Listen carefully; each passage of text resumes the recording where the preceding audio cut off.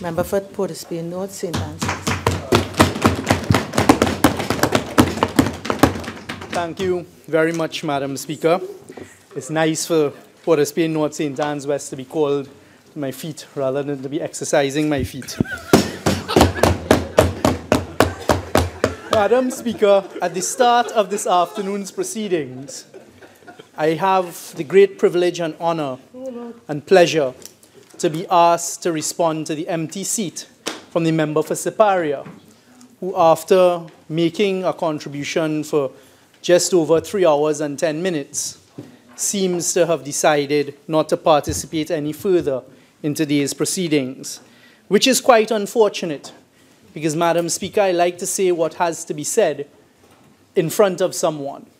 And what we've had, unfortunately, Madam Speaker, and I'm forced to correct many things on the record, and for the purposes of the Hansard, but also for those members of the public, and in particular, the civic-minded public, to do a lot of correcting.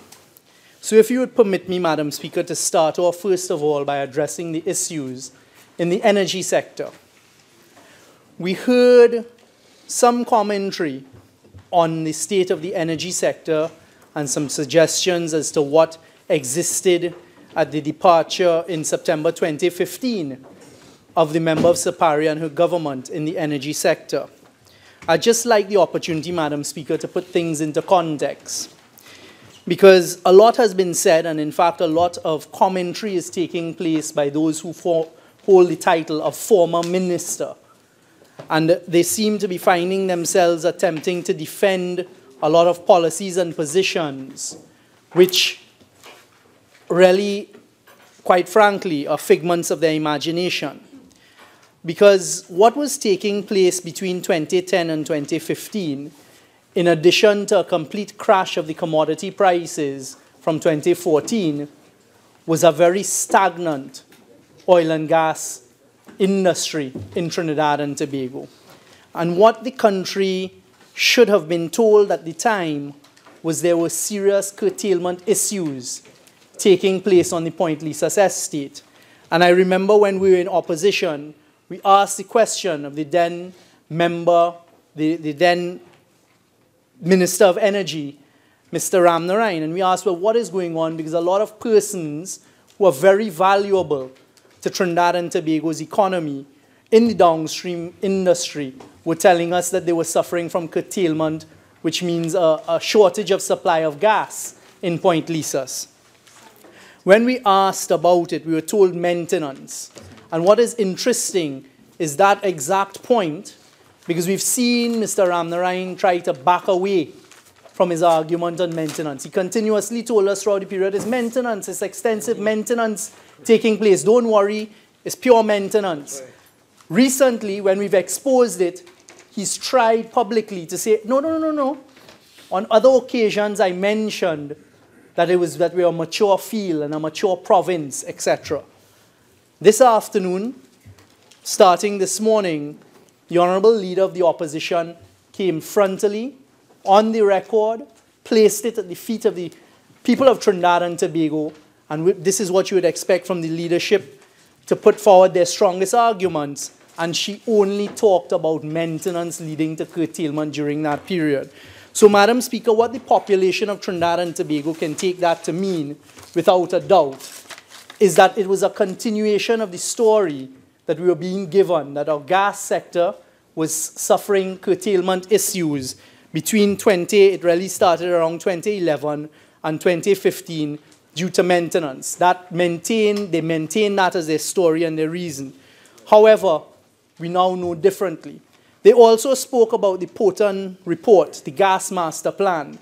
The gas master plan was delivered just before they left office. They had the opportunity to bring it forward to the population before they left office.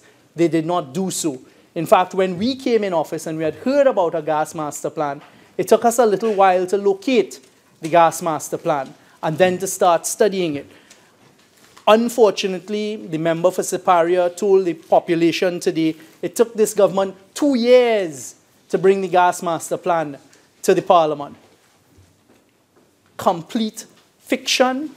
It cannot happen in mathematics. It's just complete misrepresentation once again of the facts. Because if we came in September 2015, it took us a while to locate this infamous gas master plan, which was not laid by those who had commissioned it. And then it was laid in the parliament this year in or around June, if I remember correctly. I don't know how from September 2015 to June 2017 equals to 2 years. But let me alleviate any concerns that the population may have with respect to how we dealt with the gas master plan. Immediately, the subcommittee of cabinet, the energy subcommittee, the Prime Minister who chairs it, the Honourable Prime Minister, set up an even smaller committee to study this gas master plan and to bring in experts and to do consultation throughout the industry to really understand it. Policy decisions had to be taken by the government. But at the time, what is important, Madam Speaker, is that the country understands that that energy sector was in complete crisis. Within a few days of us coming into office in September 2015, we had the only project that the former administration signed knocking on our door, the CGCL project, telling us they needed an urgent opinion from the Honourable Attorney General. We did not rush to sign the opinion. Rather, we studied it to make sure it was what was best for Trinidad and Tobago.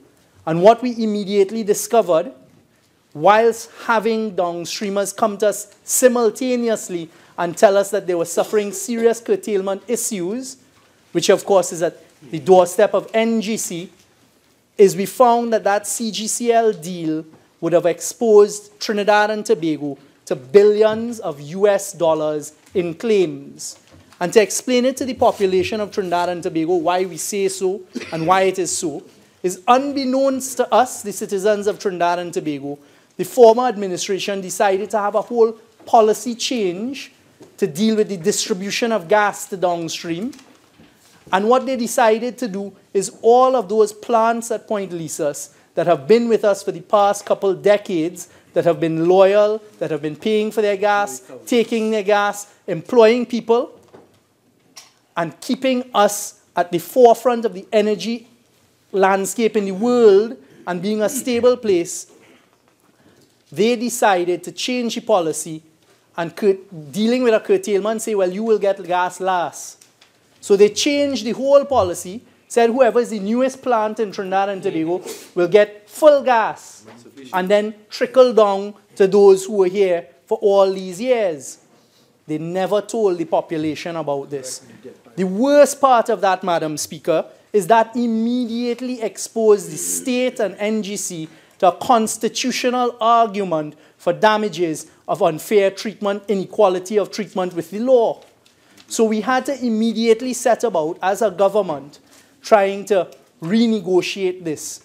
What we also found on the files, I'd like to remind the population of Trinidad and Tobago, is on the day of elections in 2015, the 7th of September 2015, the same public servants at Siparia is telling, stand up now. Thankfully, they stood up on the 7th of September. On that occasion, maybe not down at Chagaramas when they were giving out lands that night and doing OAS the Friday before.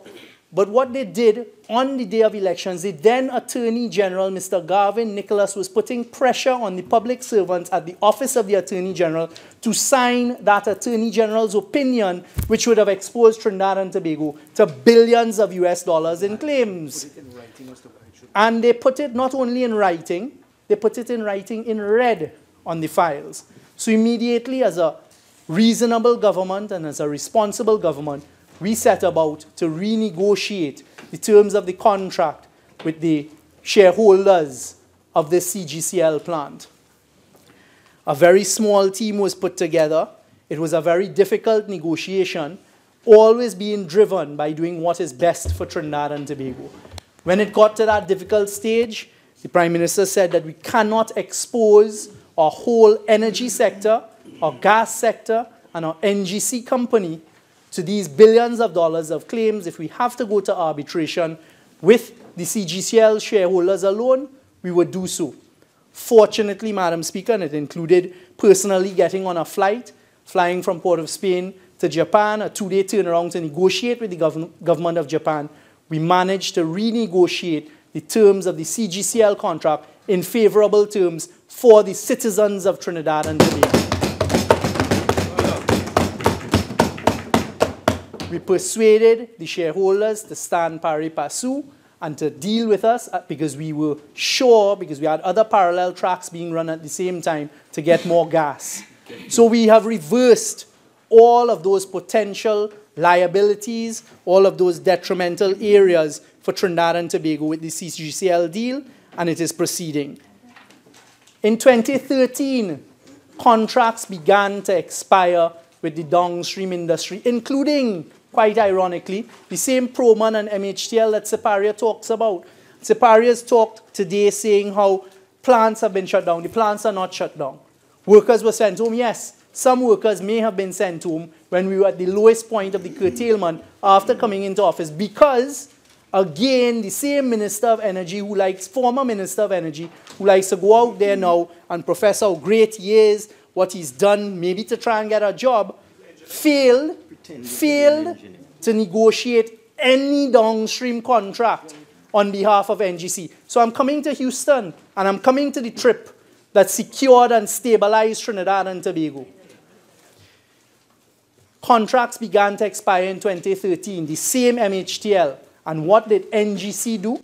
And the former Minister of Energy and the former member for Siparia, they ignored them and kept rolling the contracts on a month-to-month basis. And what did that do?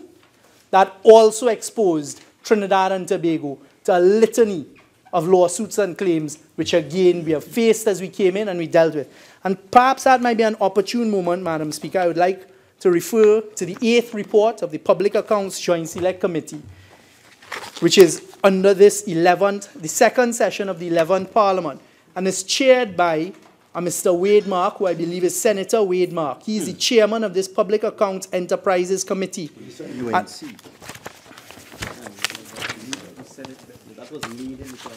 This has been laid in the Parliament. One of the things I'd like to tell the population of Trinidad and Tobago, Madam Speaker, is this is a Joint Select Committee report that interrogated NGC and asked them questions under the chairmanship of those on the other side. You heard the member for Siparia frontally tell the population, and I'm drawing the population's attention to this as the most flagrant example of untruth. She told the population today that the Minister of Finance was misleading them when he said that they used $16 billion of cash from NGC. And she made a big hurrah, saying how in 4 months, this government used $3.5 billion from NGC. That $3.5 billion was actually the proceeds of the PPGPL IPO that they put in place before they left.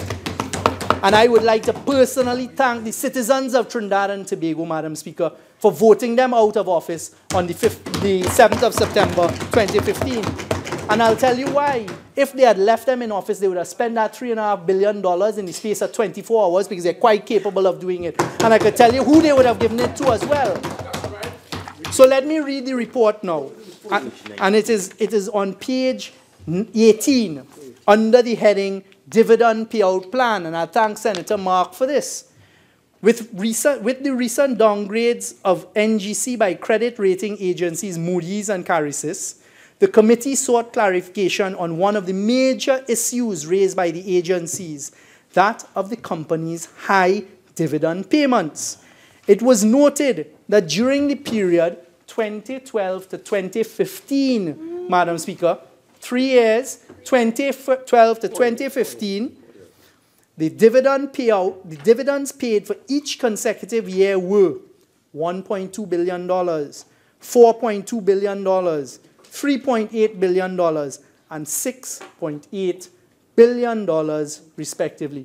That $6.8 billion would have been in 2015. That totals $16 billion. $16 billion. So once again, Madam Speaker, unfortunately, just this morning, we've had the member for Siparia mislead not only this respectable House, but attempt to mislead the citizens of Trinidad and Tobago once again. They go on to say, moreover, for the fiscal year 2013, 11 dividends were paid. So that's almost a dividend per month. It's as though they woke up one morning and discovered the same piggy bank she spoke about and said, let's go, let's take it this month. Let's take another one this month. $16 billion in that space of time.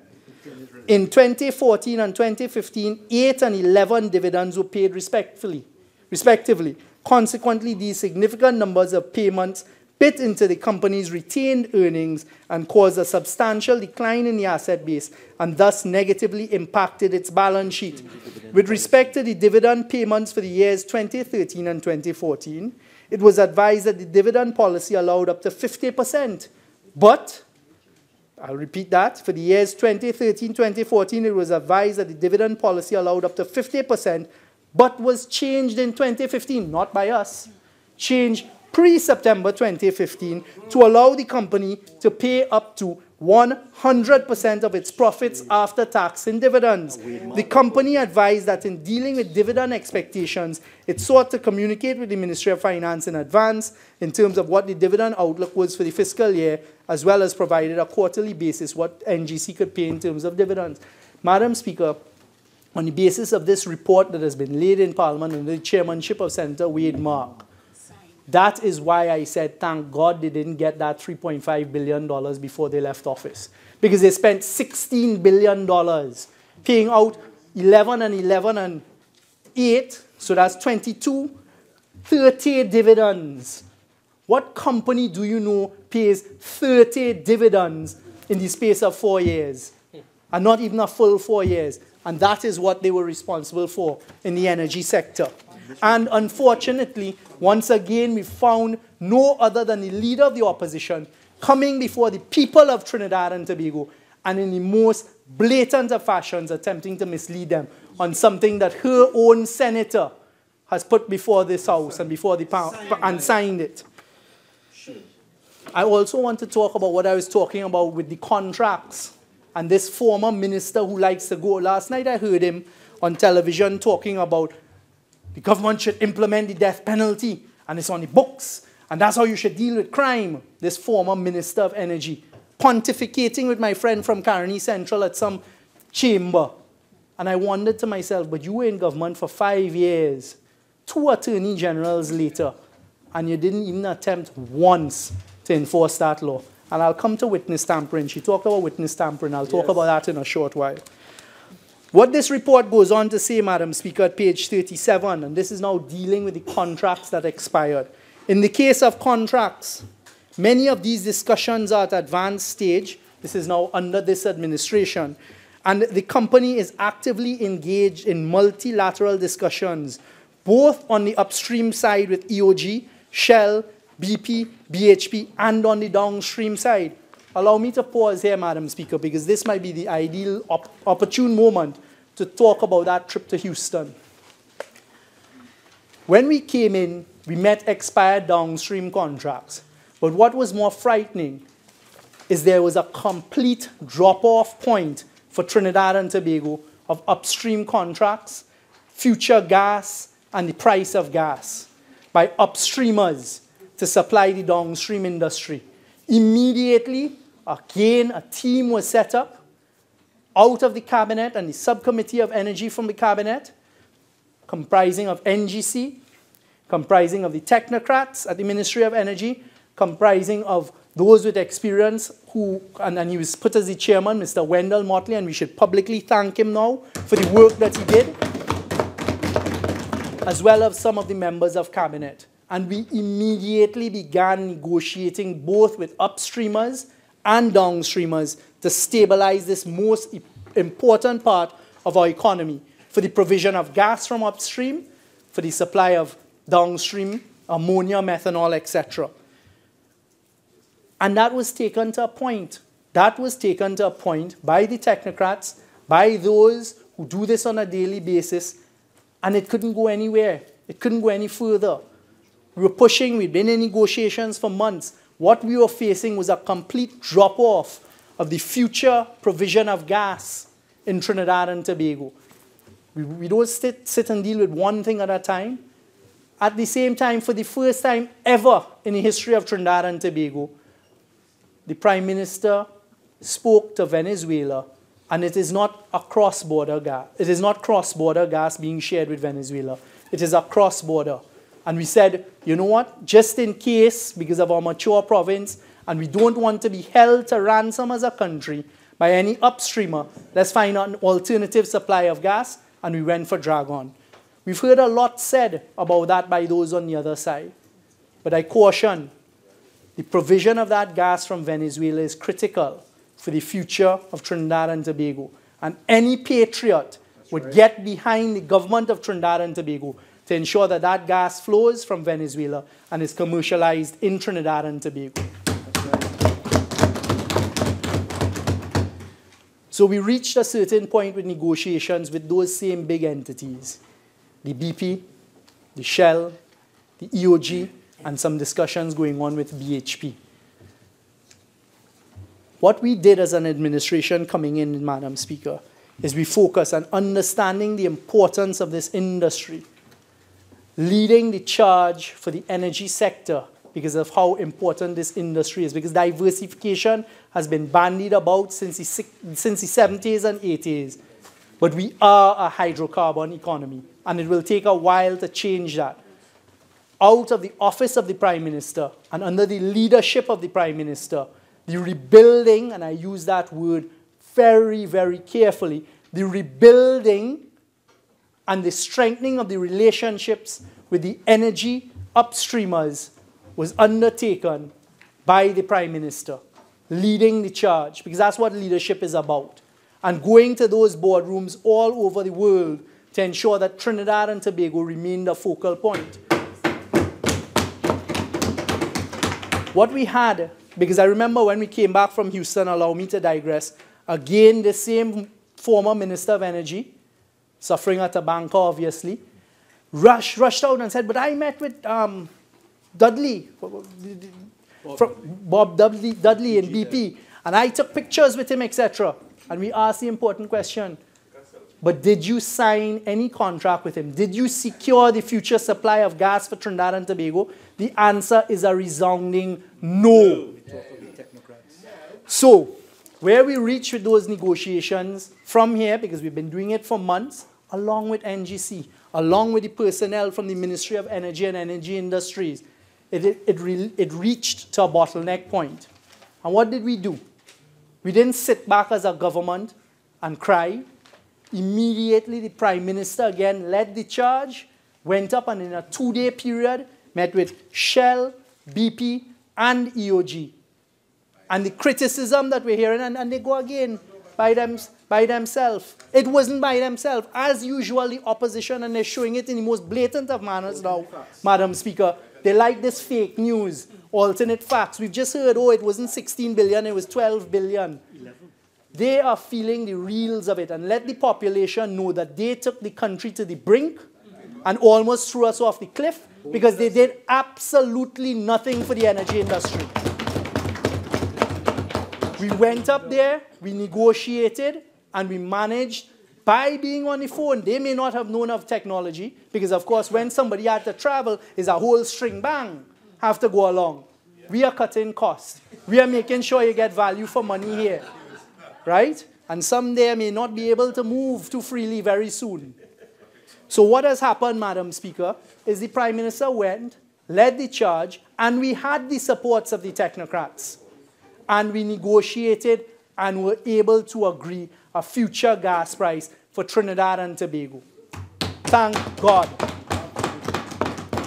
And Madam Speaker, the point being made that it was an increased gas price again shows how there was no study. Whoever provided the member for Sipari with the information on energy for her contribution to this budget debate is devoid of any knowledge or understanding of the energy sector, because all of those prices were negotiated years ago.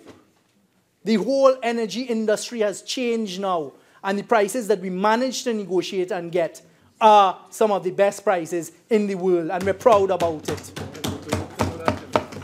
So I go back now to talk about the state that they left us in. Many of these discussions should have started and should have been completed by 2014 and by 2015. Unfortunately, they were not. And it is our responsibility to work through these very complex agreements, which were negotiated at a time when the gas architecture was very different, and to bring those to completion. And that is the explanation for the price being different. And that is the explanation for what we did. Senator Mark wrote this. He's part of this. Right? What we were immediately able to do coming out of that two-day period as well is secure at least the investment of $10 billion US from two of the entities. Well done. So don't stand up on no horse or no pedestal and say you are responsible for Juniper or you are responsible for this and that. Because the truth is you almost crashed and burnt the energy economy of Trinidad and Tobago. And then have the audacity to come here today and once again try to mislead the population. And the report goes on that the work is ongoing and is moving at a very rapid clip. And this is where we get to the claims. Chairman, in the case of claims, the company, this is NGC, has received $4.53 billion in claims directly related to gas curtailments in the 2010 to 2015 period. No way. Right? So the same person who likes to go out there and say that the Minister of Finance doesn't know what he's talking about, nothing is happening in the energy industry in Trinidad and Tobago. Let me tell you, and tell the member for Siparia and all those on the other side what they were responsible for. In the case of claims, the company has received $4.53 billion in claims directly related to gas curtailments, not to maintenance, to gas curtailments in the 2010 to 2015 period. NGC does not accept these claims and is legally challenging these claims. These claims go back to that period, and regrettably, very little work was done on those claims. You should have been speaking to Dudley instead of taking selfies. Right? Madam Speaker, I'd like to just move on from the energy sector. So that is what we found. What is it that we've done? We've stabilized the energy sector. We're now seeking and continue to sign a number of contracts with upstreamers. We've secured the continued participation of CGCL in Trinidad. They have also this week met with me. They are looking to invest more in Trinidad. Also, very importantly, because what we've met is a very difficult revenue stream and a drop in revenue in Trinidad and Tobago. And I would like to personally thank on behalf of Port of Spain, North St. Anne's West, and to applaud the Minister of Finance and his staff at the Ministry of Finance for spreading the burden for the first time in Trinidad and Tobago. And I say it openly and without fear of contradiction, Madam Speaker. What this country now has, and what I tell the population of Trinidad it now has, is a leadership in government that is not afraid to take on anyone in the areas of corruption, as we'll soon see, but also two very, very important provisions in the recent budget. Banks getting an extra 5% on their net profit, and then the royalty, and I'd like to explain this royalty that we're charging of 12.5%. What we found out is that the revenue stream has dropped. As we said, over 90% of revenue earned from oil and gas has dropped from 2014.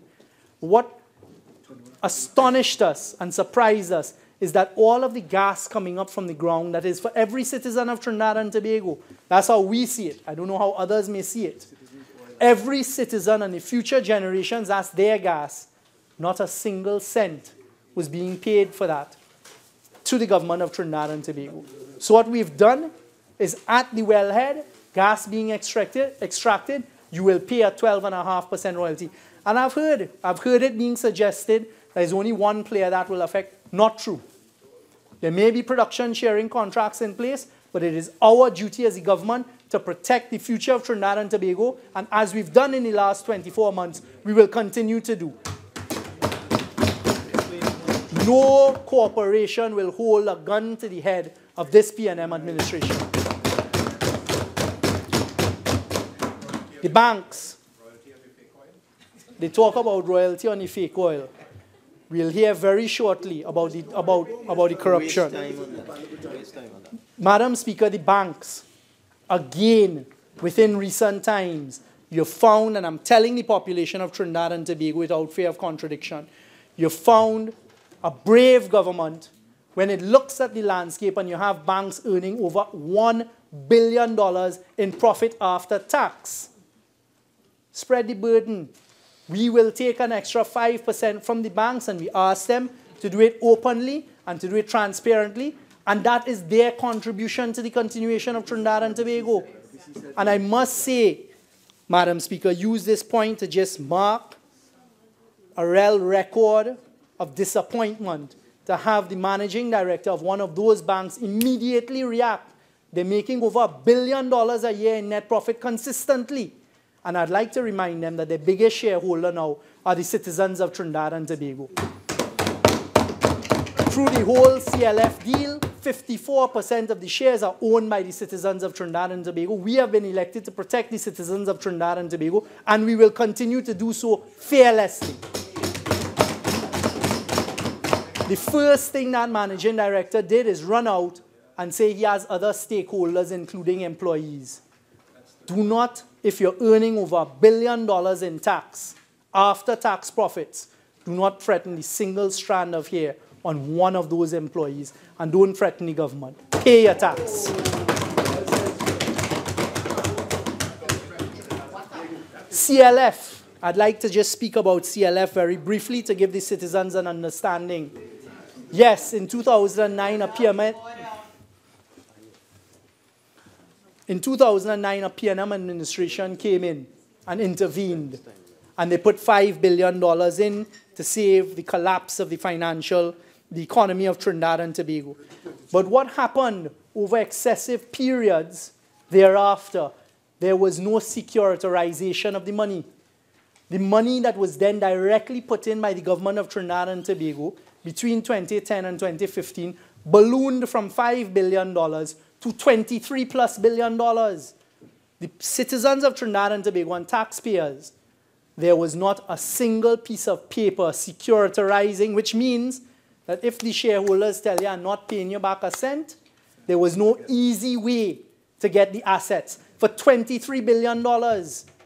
Again, this administration, this government was brave enough in the face of a lot of adversity to go and protect the taxpayers of Trinidad and Tobago. And what did the shareholders do? The shareholders turned around and said, we're not signing any more agreement. We're not giving you any security over this. And in fact, they then went to appoint 2 more directors that they wanted, which would have outdone the government directors and left the taxpayers of Trinidad and Tobago exposed for over $15 billion, which we hadn't yet recovered. This government took the very difficult decision, but the right decision, to protect the taxpayers. And we went to put in liquidators. And at the time, there was furor. Everybody was criticizing the government. How could you go to liquidate CLF? All sorts of cards, including the race card was played, correct, unfortunately. But we stood our ground. Unfortunately now, for the citizens of Trinidad and Tobago, not the P&M, but all of the citizens of Trinidad and Tobago, the government has protected the investment into a private company, well, not the investment, the bailout into a private company of $23 billion by putting it in liquidation.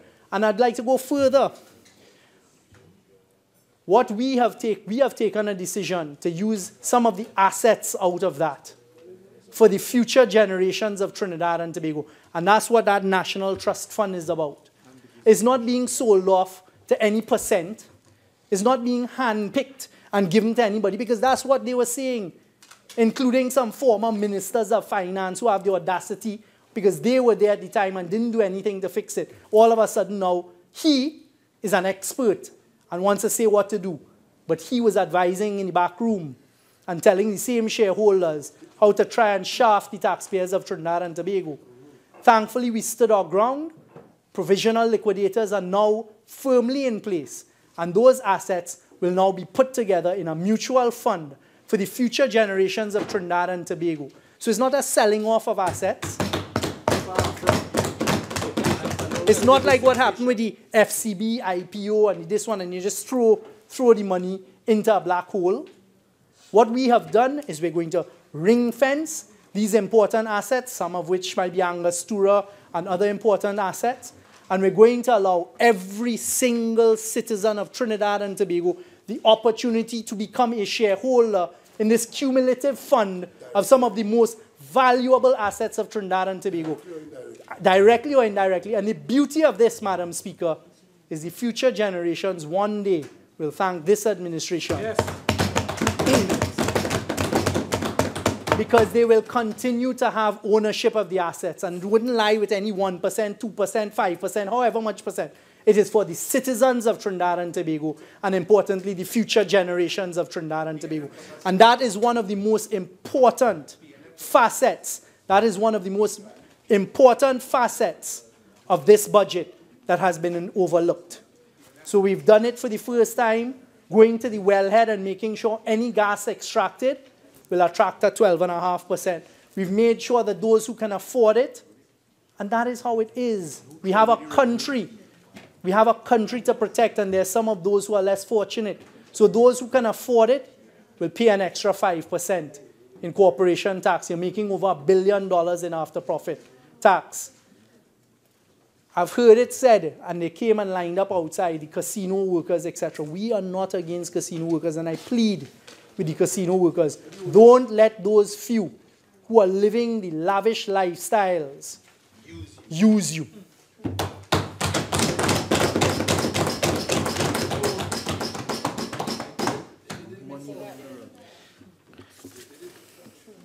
Another big, important part of the budget, Madam Speaker, that hasn't been focused, and was interesting, if you would permit me to digress once again.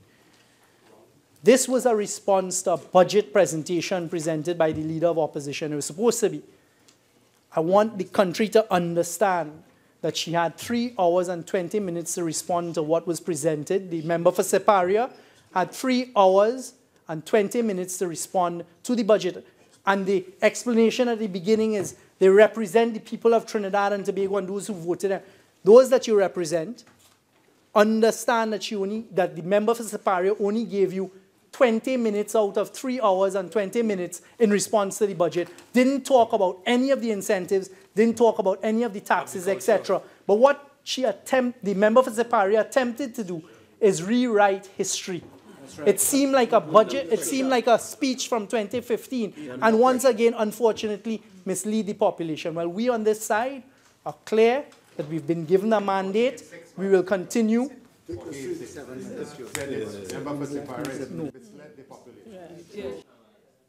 Please continue. Go ahead, don't worry about that. Misleader over there. Quiet. Member for Port of Spain, North St. Anne's West. Very much.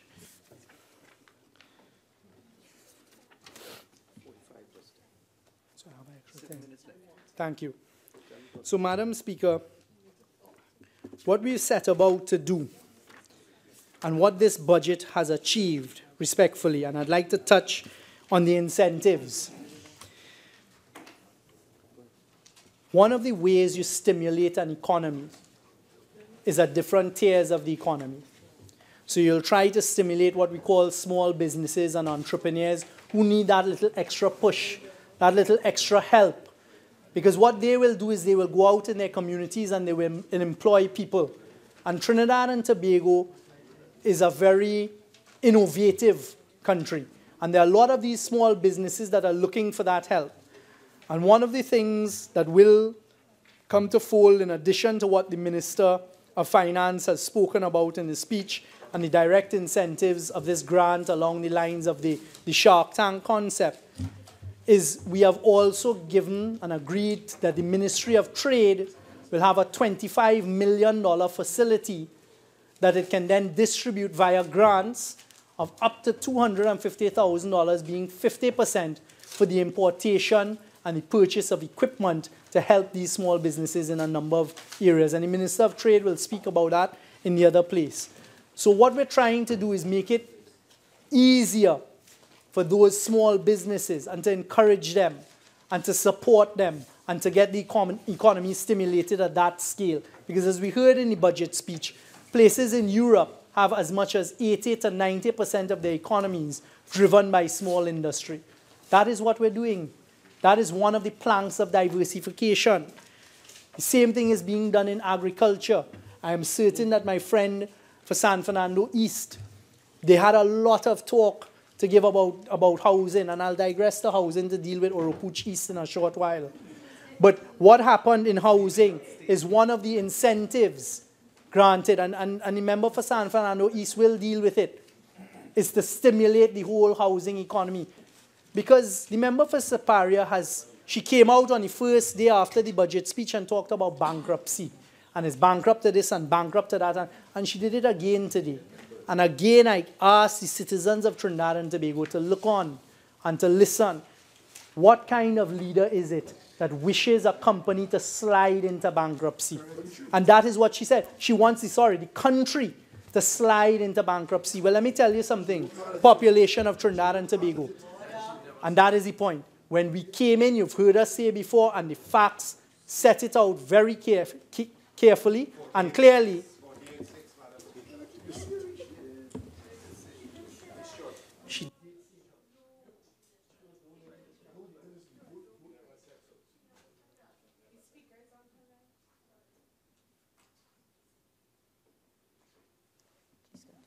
Thank you very much.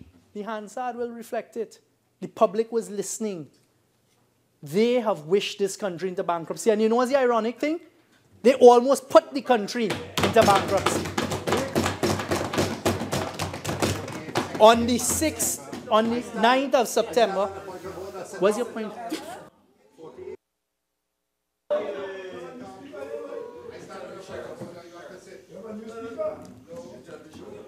Members.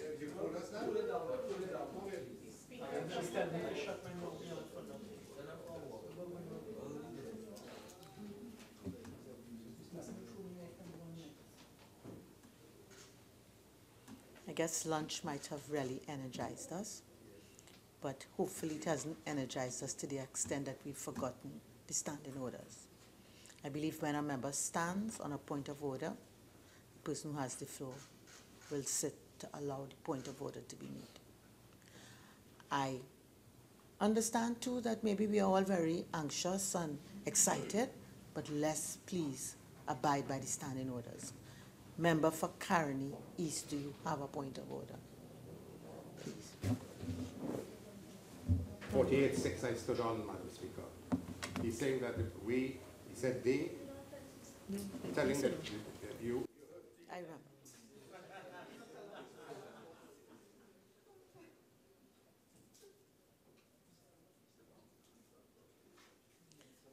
Member for Port of Spain North, please proceed. I'll explain to the country how you bankrupted it. And I accept, Madam Speaker, that I will get some injury. I asked for some injury time at the end. When we came into office, within a few days, it became apparent when the central bank came to the Minister of Finance and told him that the overdraft is at its limit. And if those on the other side don't understand that when an overdraft is at its limit and you've spent $16 billion from NGC and left it with no money, and you've drained every other state enterprise and indebted them, that is what they mortgaged the Green Fund. Let us not forget, citizens of Trinidad and Tobago, EMBD in August, $400 million short-term loans. TGU and TNTech, $1.6 billion in a 6-month rollover debt. That is how you bankrupt a country, because they knew by then what the revenue position was. They knew by then, Madam Speaker, what the revenue position was. The revenue position was down.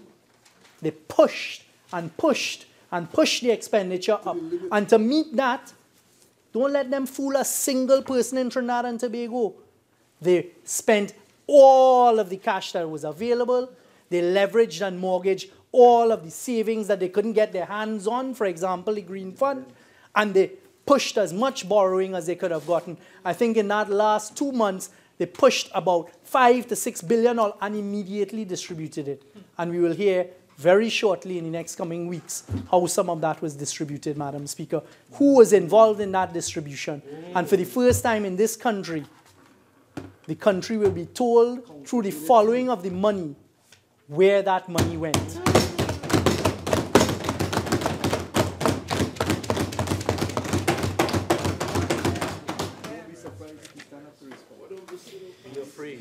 We heard a lot about the Public Procurement and Disposal of Public Property Act and the delay in proclamation. I want to know why.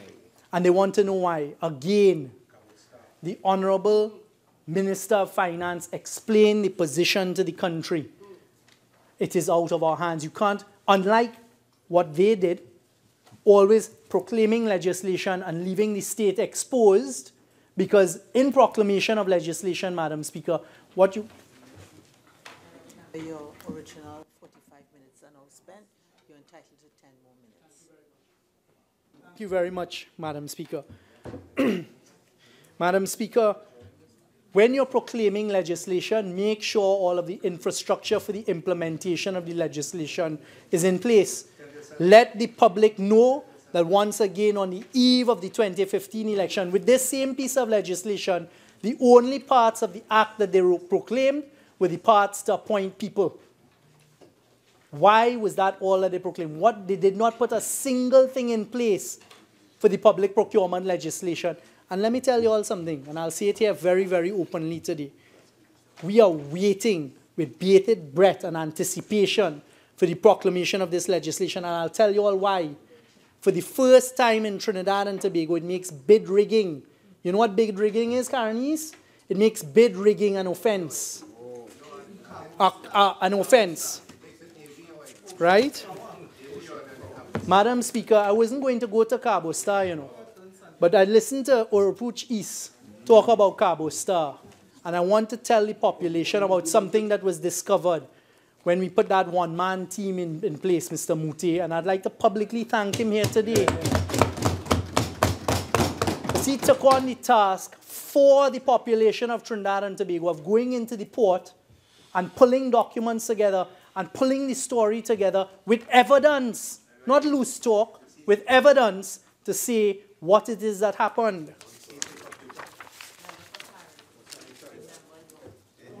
Please. Thank you very much. Carney East, were you participating in Cabinet Minute 972 of April 3rd, 2014? Were you part of the Cabinet in April 2014? Madam Speaker, am I on a position here?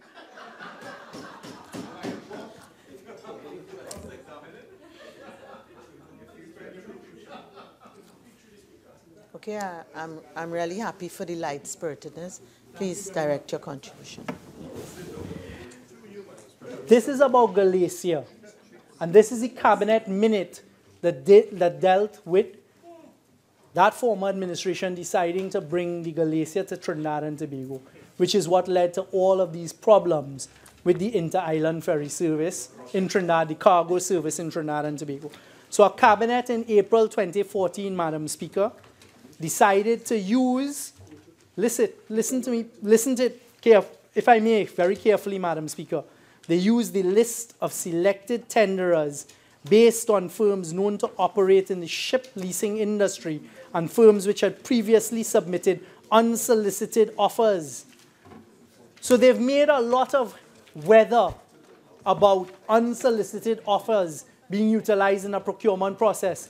Ironically, they're the ones that did that in 2014 that have us in this problem. They then went on to take a decision using unsolicited offers, but it then turned out, and that will come to pass in another place, that the person who was hired to advise and hired to procure and hired to assist with the procurement process is the person who was then invited to tender, and it was then the person who passed it on to somebody and identified the Galicia, etc. But I'm talking about what the cabinet did. The cabinet then took a decision for the space of 1 year to make the citizens of Trinidad and Tobago liable for a boat called the Galicia for $56.3 million. That's not the real offensive part, you know.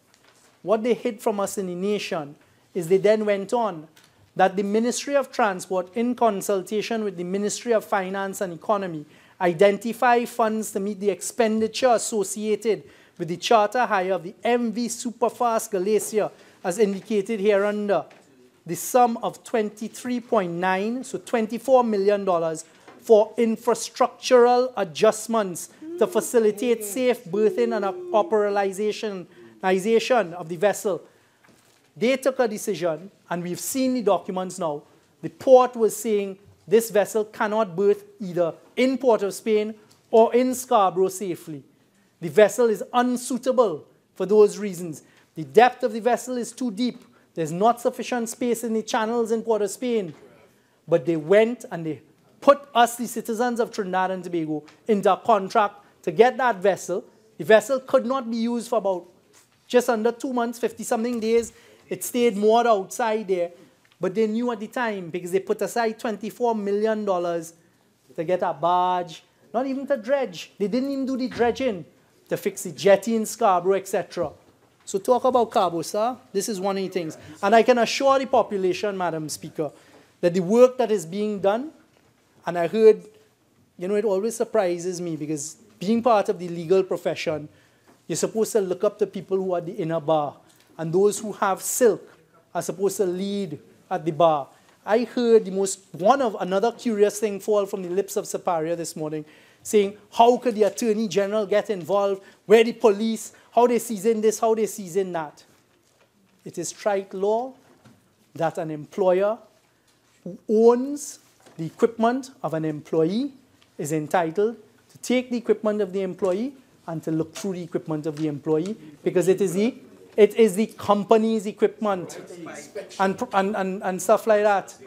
But once again, it does not surprise me. And as you talk about Attorney General, whoever said Attorney General, I also heard from the member for Siparia this morning, Madam Speaker, talk about witness tampering. And I've realized that what is going on that side is the leaders beginning to throw people under the bus. It happened with Oropuch East last week. He didn't even realize he was being thrown under the bus when we spoke about crooks in Parliament. And then what we heard this morning was talk about, Madam Speaker, what we heard this morning is about witness tampering. My recollection is, for the first time in Trinidad and Tobago, in the history of this country, and it is not something for us to be proud of, a former Attorney General, her Attorney General, has recently been charged for witness tampering.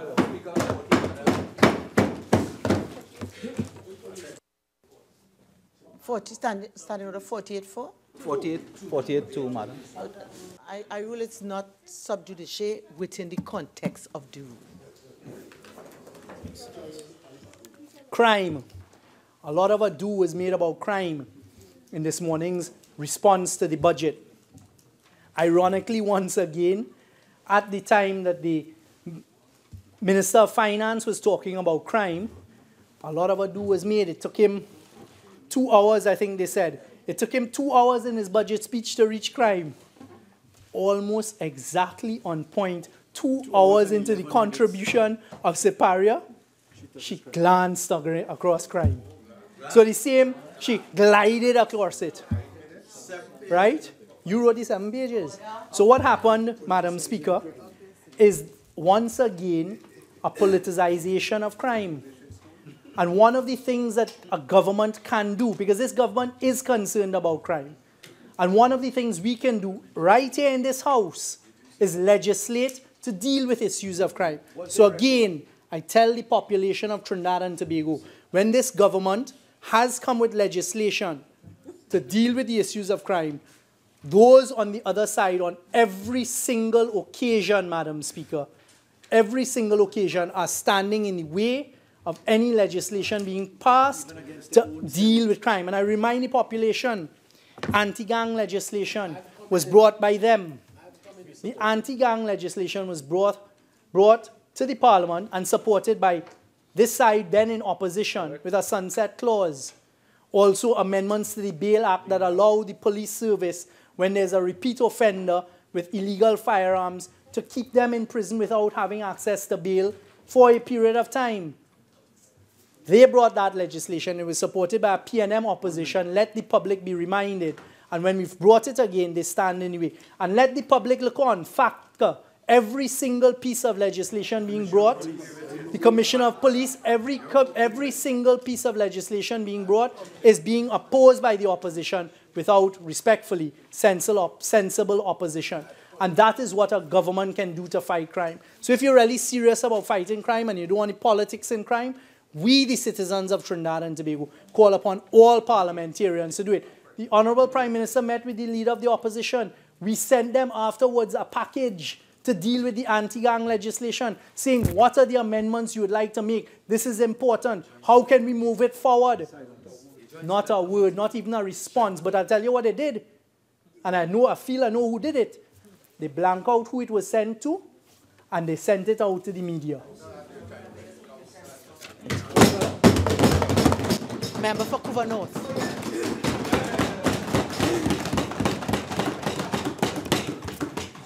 Thank you very much, Madam Speaker, for this opportunity. And as I stand to deliver my 8th budget contribution in this August House, I am at pains to say that this budget, and it must be said, that this budget has been the worst I have heard in my 8 years here in the Parliament. Madam Speaker, where it is that we depend on a Minister of Finance to deliver to the people of Trinidad and Tobago, I find myself delivering in a personal capacity more than what he can speak about.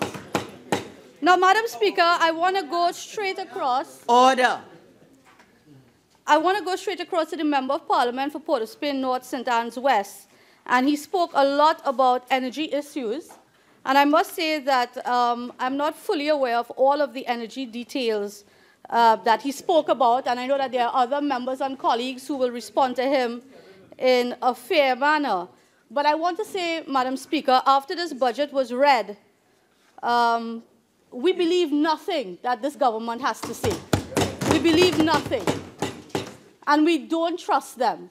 So all that the member spoke about has yet to be verified and clarified, because there was a lot of mismatch going on there with respect to information being given to the public. Now, Madam Speaker, I don't know if the leader of government business is aware that the actual and substantive Minister of Energy could have come to the House today to respond and to speak on energy matters. So I need to ask, who is the real Minister of Energy? Yeah. I need to ask that. Now, in addition to that, Madam Speaker, the member spoke a lot, again, on the Mitsubishi plans. We have heard his words before. And it is something that he has repeated time and time again. And he's always using it to come in here and talk about patriotism. And if we are patriots, that we would not disturb the plans of the government in terms of dealing with these energy negotiations, especially with that of Venezuela and the Dragon fields. North, please. Thank you, Madam Speaker. So what I was saying, Madam Speaker, is that he has been very repetitive with his patriotism talk in terms of labeling us as non-patriots. And I want to let him know that all of us on this side are true patriots of this country. We are elected members of Parliament, and I'll talk about what he said a little later on with respect to threatening the banks. You know, threatening the banks and threatening people about raising fees and all of that because they are doing what is right for the people of Trinidad and Tobago.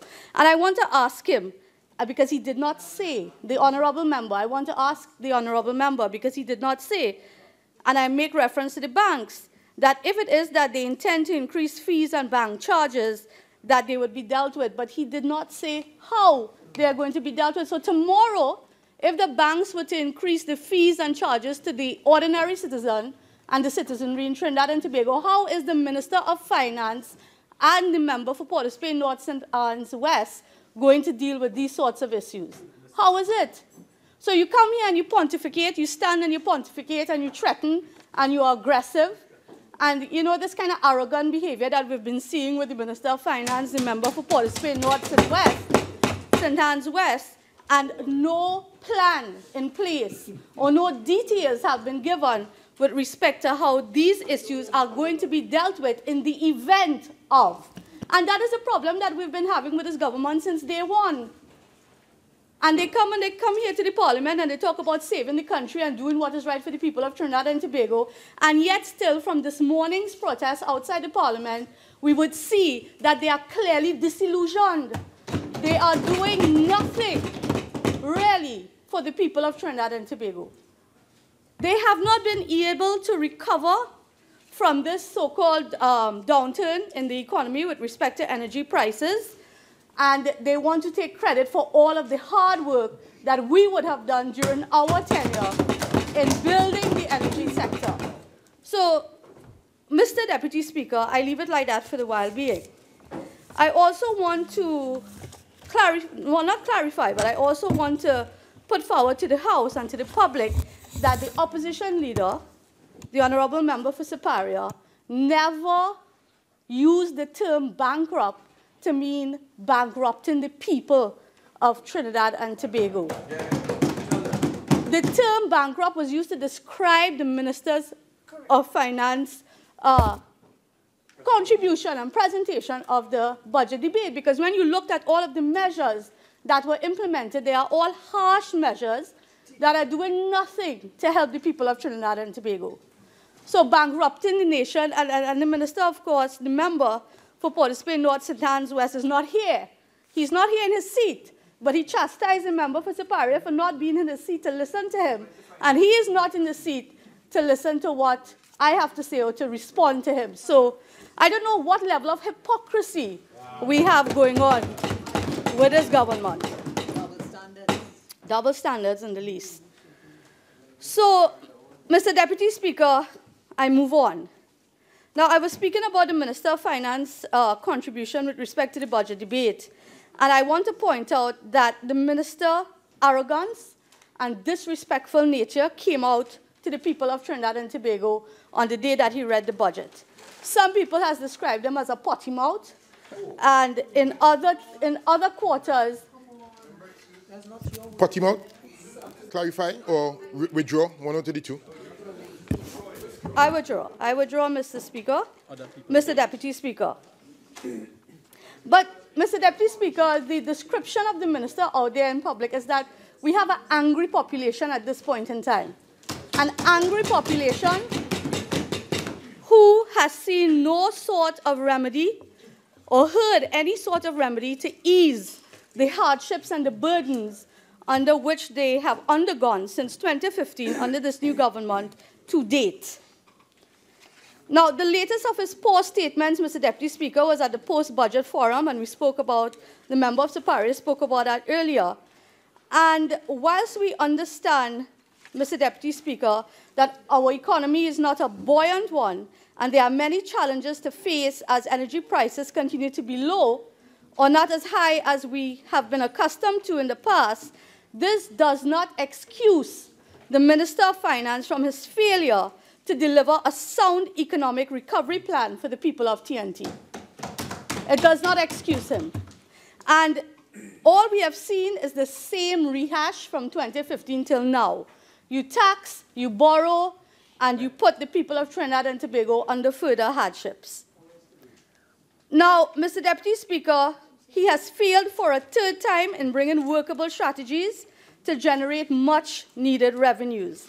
Instead, he continues to believe in implementing new taxes and creating and increasing, existing taxes to generate revenues.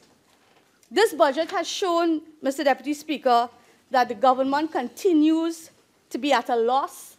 They are bereft of ideas and plans, and all they can do is really come here with a rehash of previous plans, copycat the People's Partnership, some of their measures that would have been at the respective ministries, copy them, bring them in, change it up with a few English words, and make it their own. Now, Mr. Deputy Speaker, let us go back a bit last year, the last fiscal year. The government's performance has been poor in every sector. When we look at national security, I cannot say that there were any noteworthy achievements. crime continues to spiral out of control. And of course, we are experiencing within that national security, that Ministry of National Security, issues and challenges. Low detection rates, record high numbers of murders for 2017. Illegal gun trade continues to flourish, the drug trade also. And it is really sad to see the police service at the state that it is in. I think that the Ministry of National Security has been lost, and there is a lack of vision and leadership at the helm. And it seems as though that the Prime Minister himself seems to have washed his hands from taking some blame on what is happening with crime and criminality in Trinidad and Tobago. It is a quite different tune he's singing today as compared to when he was opposition leader. Now, the Minister of National Security, to say the least, also appears to have washed his hands from getting directly involved in dealing with the police service and the other protective services to deal with runaway crime. I saw him recently dancing up a storm, and I said to myself, if he was only half as good at his job as a minister as he is on the dance floor. So he's a good dancer, but I can't say the same as a minister.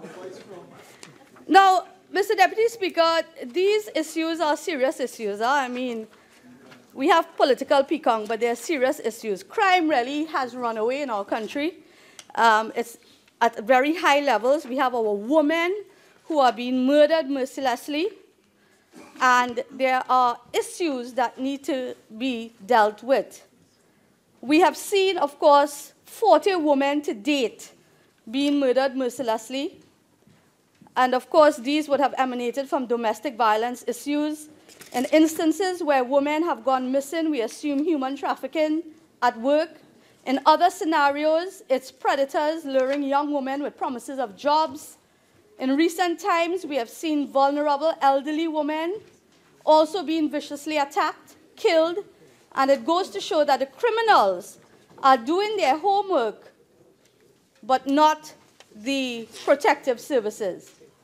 We continue to get complaints of reports made by abused women seeking protection from the police and not being taken seriously at all. So this is something that we need to put focus on. And as you would know, and I would clarify a bit, women would tell you if you interact with them, especially those from domestic abuse situations, that when they go to the police stations and they make complaint against their abusive spouse or otherwise, that in most cases they are not taken seriously, they are sent home, and then something may happen, and then we want to act after the fact. So I really think that the Minister of National Security needs to focus a little bit with respect to training and education, probably, with the policemen and women who work at these respective stations in terms of taking a report, in terms of fast-tracking the process for protective orders. I know that it's a court process also. And probably with a little more help and support, it can go a long way in protecting our women in Trinidad and Tobago.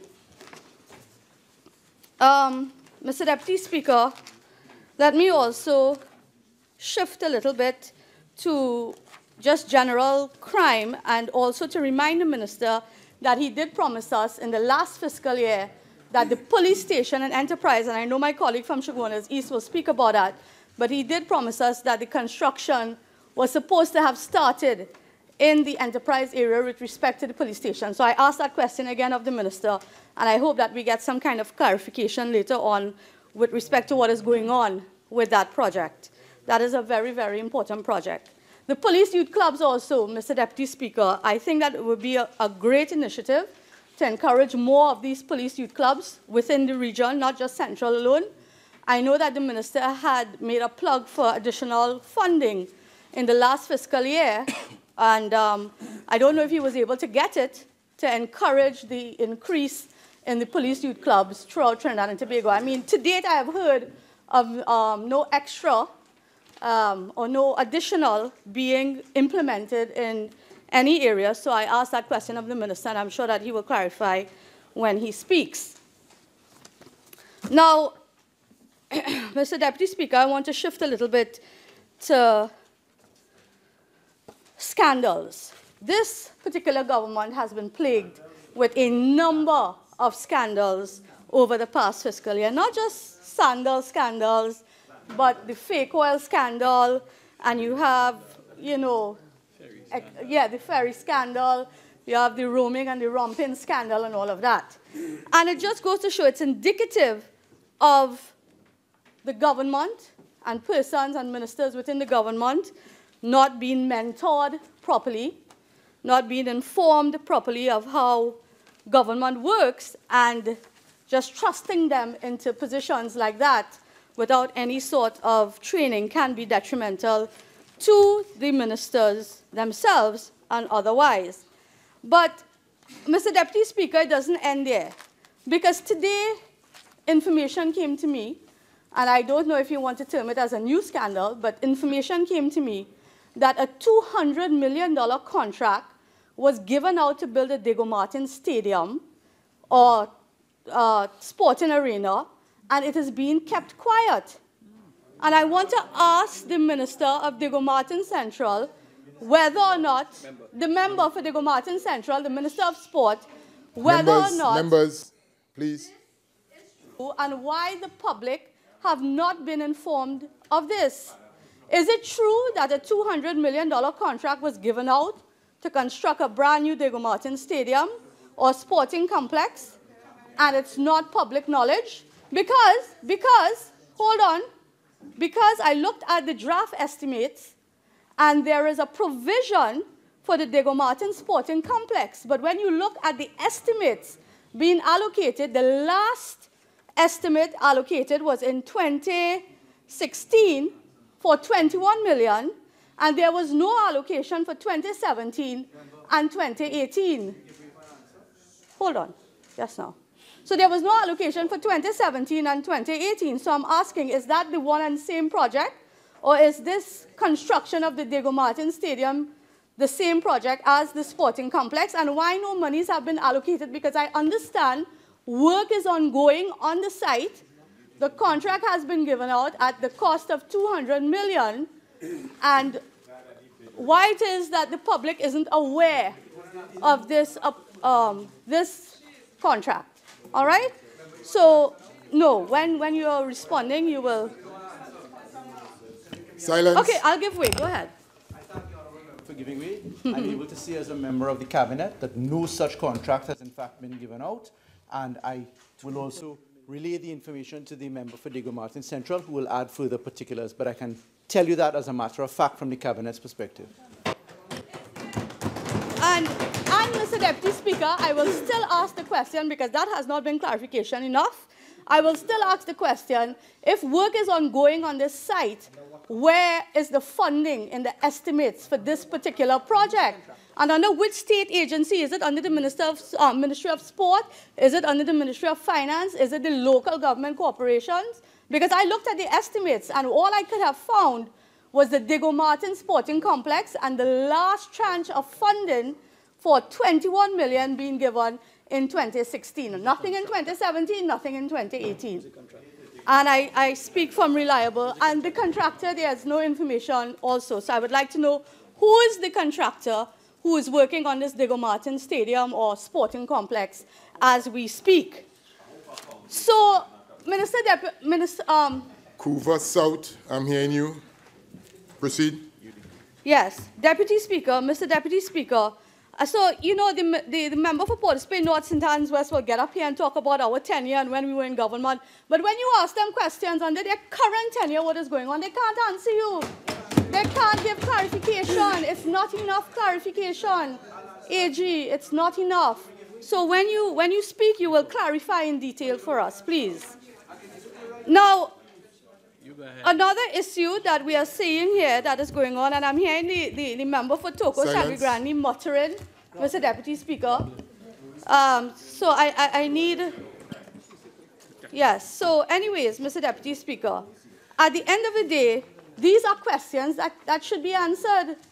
When we were in government and we initiated any major projects or programs like that, it was made public. Look, Maruga Table and turned the sod for $178 million roadworks. $178 million roadworks. Member. Port of Spain South, if it's on a, is it on a standing order? Please, members, proceed. Kuvanot. Thank you, Mr. Deputy Speaker. So I was saying, I was drawing reference to the fact you have the member of Moruga Tableland benefiting from a $178 million road upgrade project in the Moruga constituency. I'm very happy for him. But it has been made public. The information is out there. And everybody is aware of it. And the cost, who's the contractor, and all of that.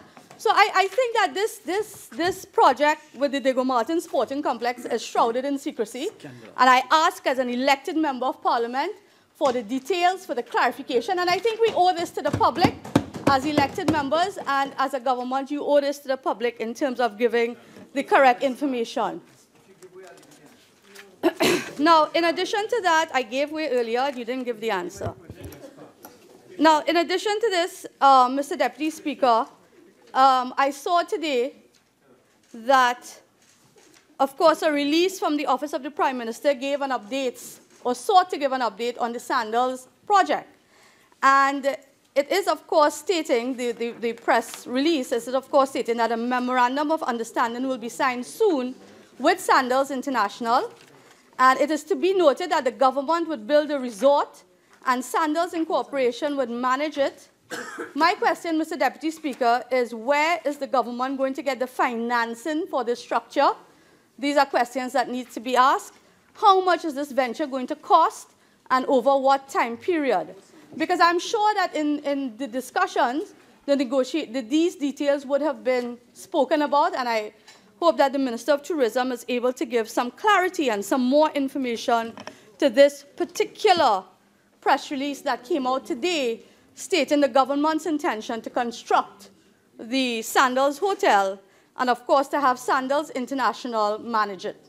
So these are some of the questions that needs to be asked. Again, at the end of the day, it's taxpayers' money, and it needs to be accounted for. Now, Mr. Deputy Speaker, I want to move on to tourism a little bit. And I just want to summarize briefly that for the Ministry of Tourism, for this fiscal year, the development program was $22.7 million for the development program. Tourism sites and attractions and upgrades, a $9 million allocation was given. And I would need to ask, which sites does the minister have in plan and in train for upgrades this fiscal year? When you continue to look at the budget estimates, you see that the tourism baseline survey is $800,000. How far have we gone into this research? Are there any sort of preliminary findings that we need to be appraised of as a parliament? There was also a $900,000 allocation to the development of the National Tourism Policy. Now, I know that there is an existing policy that was done some years ago, and we look forward at the cost of $900,000 to probably seeing a few different elements as to how we can move forward with our tourism industry. Consultancy for the development of a strategic tourism incentive plan, $500,000, and for the Tourism Agency of Trinidad and Tobago, a $10 million allocation was, of course, given to this new entity that has replaced the TDC. And I know that earlier on this week, the board was appointed. But, of course, the same chairman that was under the former People's Partnership government. So let's see if this same chairman with the rest of the members of the board are able or will be able to do anything differently. Because when you look at the allocations for the Ministry of Tourism, honestly, Mr. Deputy Speaker, I think it is very low. The Minister of Finance stood and spoke about diversification and tourism and moving the country away from oil and gas and all of that. But yet still, when you look at the avenues in which we are supposed to diversify our economy, which is that of tourism and agriculture, you see some of the lowest allocations being given to these ministries. Of course, the biggest chunk of expenditure under the Ministry of Tourism was that of the recurrent expenditure of $55.8 million. So, Mr. Deputy Speaker, it is really disheartening to see, again, the hypocrisy of the government talking about diversification and really giving little or nothing to the various ministries that are responsible for leading the Diversification Trust. Now, when we move across to the THA and to Tobago for their development program, we see, of course, tourism again being given 19.7 million for this fiscal year. The Tobago Tourism Energy getting the largest chunk of that, with 10 million again for setup and functioning and all of that. When we look at the agricultural, forestry, fishing aspect with respect to the THA, the fishing industry has gotten 7 million for improvement to beaches and landing facilities. For land management, you have a total of 27.6 million. And for the agri-access roads, you have a total of 24 million.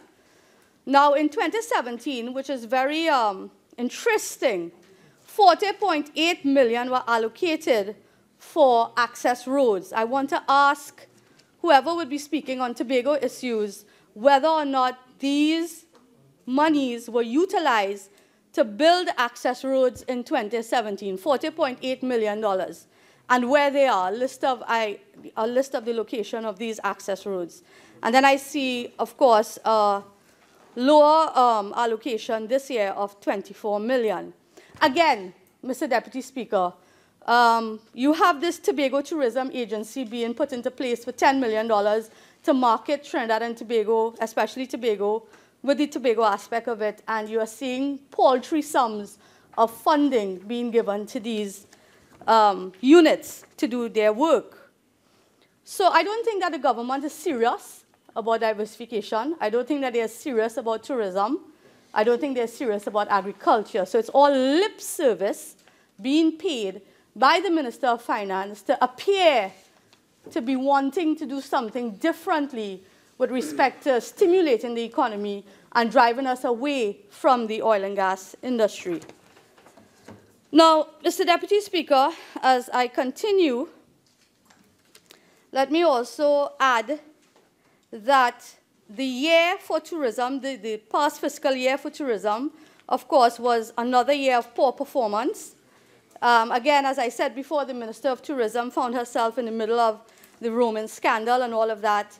And I want to say that public opinion weighed heavily and negatively, because for all of us who monitor the airwaves and look at social media, the public opinion was, of course, that the minister should have paid the additional monies which exceeded her monthly limit on the phone bills.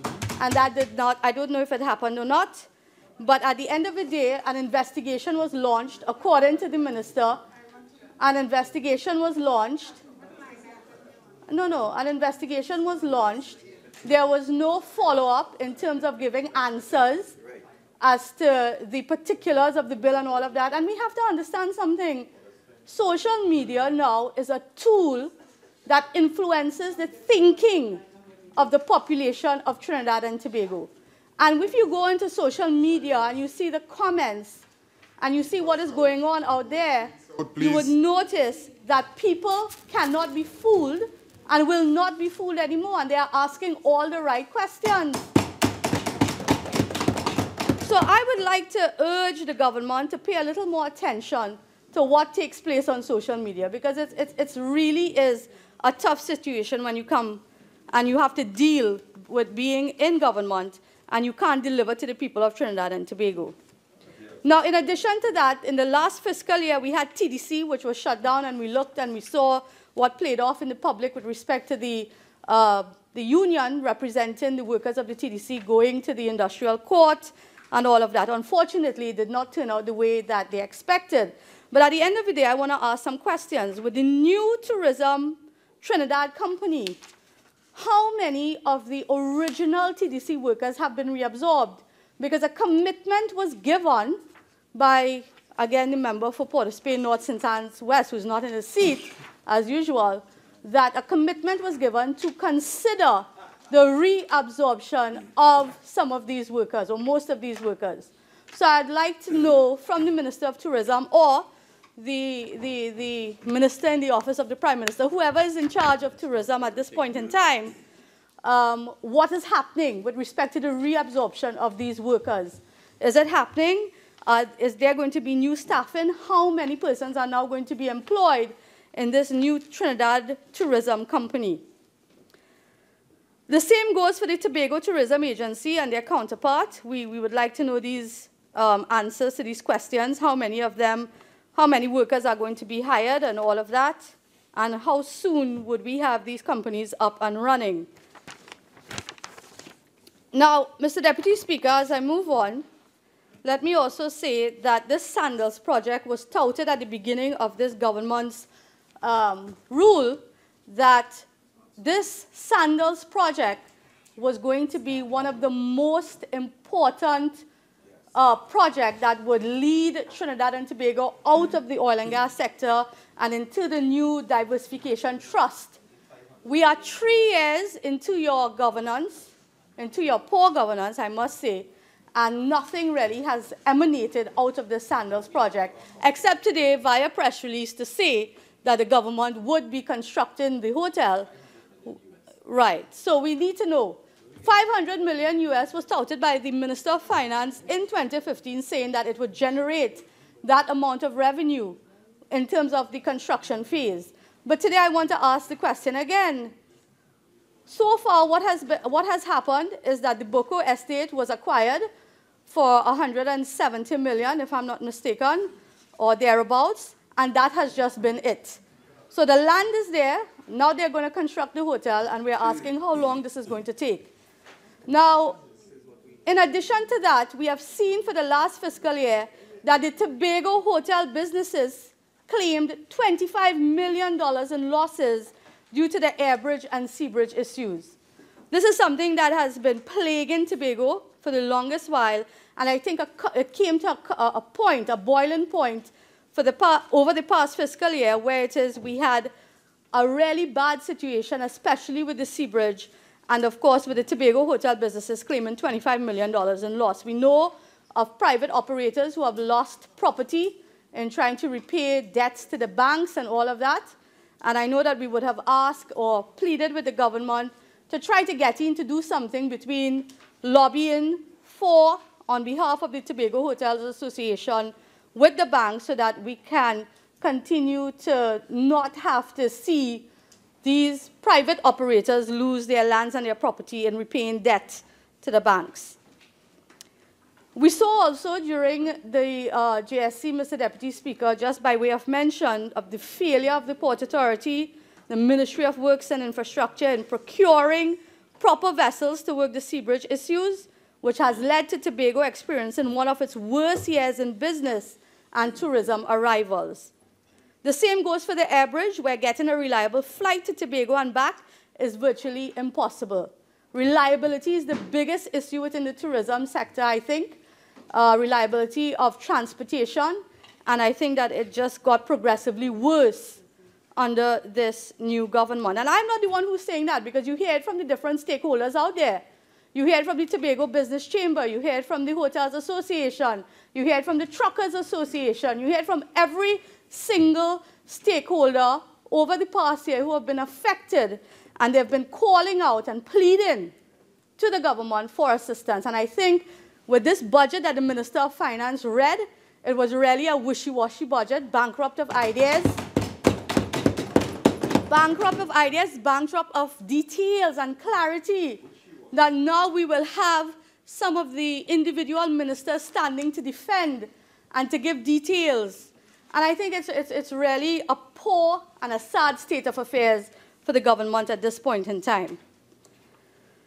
Now, Mr. Deputy Speaker, in addition to that,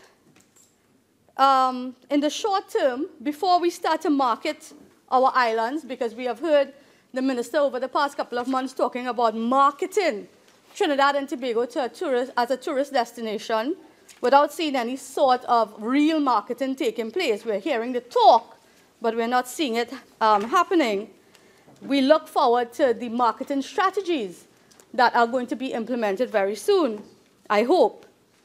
Now, another issue, going back to the Sandals situation, is the concessions that are going to be demanded by Sandals International as a major franchise. We saw what happened in Antigua, or we are seeing what is playing off in Antigua, between the government there and Sandals in their play for concessions, the 25-year tax breaks. We were seeing threats of shutting down the hotel in Antigua whilst this negotiation takes place. I really hope that our government is taking note of that and not putting themselves in that sort of position for the future of Tobago and the tourism industry. Now, Mr. Deputy Speaker,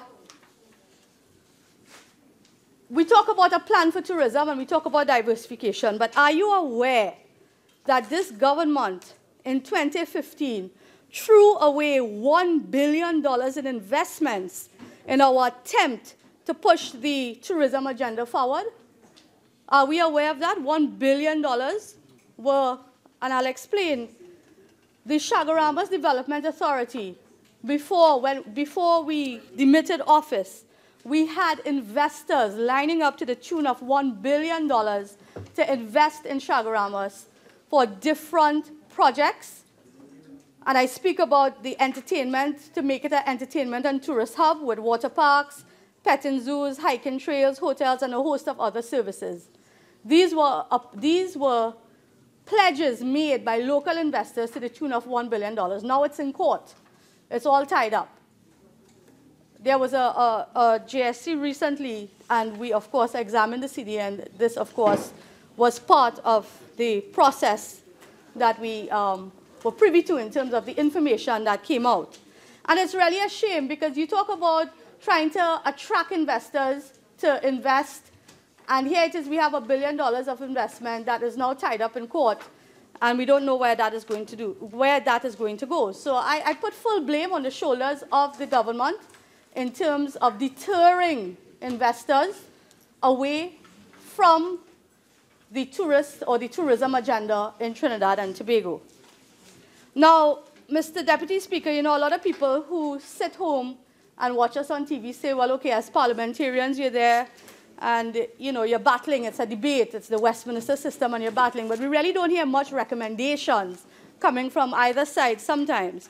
And today I want to recommend or to give some suggestions with respect to the tourism industry as to where we should be or where we should be going. Mr. Deputy Speaker, the #1 marketing strategy for tourism in this day and age is on, of course, the global social media platform.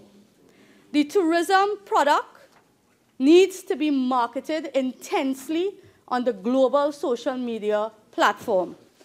How often do we see on our smartphones pop-ups and ads inviting you to visit Barbados, Jamaica, St. Lucia, Antigua, and the Bahamas? You're on Instagram and you're scrolling through and a pop-up will appear in front of you and there'd be advertising with Barbados, for Barbados, Jamaica. I have seen nothing so far on Trinidad and Tobago. Have you seen anything? Right. Have you seen any pop-up or ads on social media with respect to marketing tourism in Trinidad and Tobago? I have liaised with counterparts in other countries also, and they have not been seeing it on social media. And we are sometimes, for a long time, over the past 2 years, we have not been seeing anything like that happening. Now, it is the new way to go in marketing destinations. Instagram, Facebook, Twitter are all social media platforms which can be utilized to market Trinidad and Tobago. Mr. Deputy Speaker, have you seen in recent times any ads, and I'll ask again, any ads on social media for Trinidad and Tobago? None. And the answer, of course, is no. At the end of the day, Mr. Deputy Speaker, again, I will reiterate to this government that they are bereft of ideas and innovation in terms of dealing with new strategies to generate revenue. Another point with respect to tourism, Mr. Deputy Speaker, that we need to be cognizant of is the upgrade of tourist sites in Trinidad and Tobago. How can you, with $22.7 million in the development program, do any sort of substantive work within the tourism industry to attract tourists to your island? How can we do that with $22.7 million? We have the Maracas upgrade, but that's a special project under the Ministry of Works and Infrastructure. But how many other sites can be developed with $22.7 million? So these are some of the important areas we need to look at. And then the minister, everybody's lauding the Minister of Finance across on the other side, lauding him for a budget to save Trinidad and Tobago. Oh my God, the Minister of Finance is saving us. We are sinking into an abyss, and this budget is really the blueprint to take us out of that abyss. Really, Mr. Deputy Speaker? Really? And I hear Laventil West saying yes. Laventil West got 2 demotions in 2 years and saying yes to this. I mean, really, 2 demotions and saying yes to this. Members, silence. The sycophancy of Silence. some of them. Mr. Deputy Speaker. Now, some of the issues that we need to also focus on, and I move away from tourism because I understand that the Minister of Tourism has her contribution yet still, and I'm sure she's going to be clarifying some of the issues I raised. Let me also say some of the other issues that we have heard a public outcry on is that of the increase, the sharp increase in the diesel prices. The fuel, and I understand that we need to erode and of course, make the fuel subsidy as small and as tight as we can in light of what is happening, but I don't think that it was necessary for such a sharp increase in just this 1 year, because it is an increase of more than $1 from $2.30 to $3.41. It is a very, very sharp increase with the other tax increases and with the other initiatives and introduction of new taxes and increased taxes that has come on board with this new budget. It is something that I don't think the working class will be able to afford for much longer. Mr. Deputy Speaker, this has really hit the low-income earners the hardest. We all know that with any increase in fuel prices, the cost of living increases, and I refer to transportation costs, food prices, and other costs that the low-income earners will not be able to carry the burden off for much longer. And the member for Siparia spoke about it, the Honorable Opposition Leader spoke about it this morning.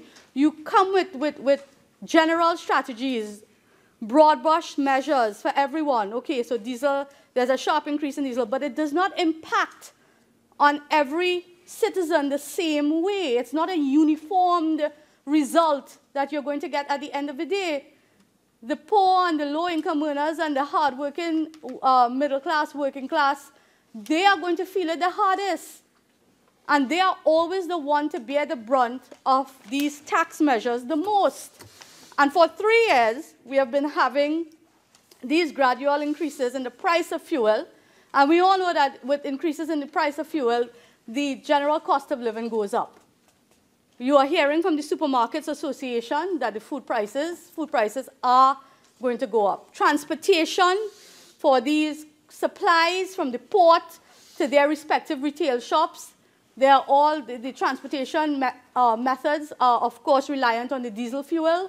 With such a sharp increase, you are going to have these increases in food prices that, of course, the low-income earners and the working middle class, they're not going to be able to carry this burden for much longer. And we would have heard a number of union leaders over the past couple of days speak about salaries remaining the same, some as far back as 2010.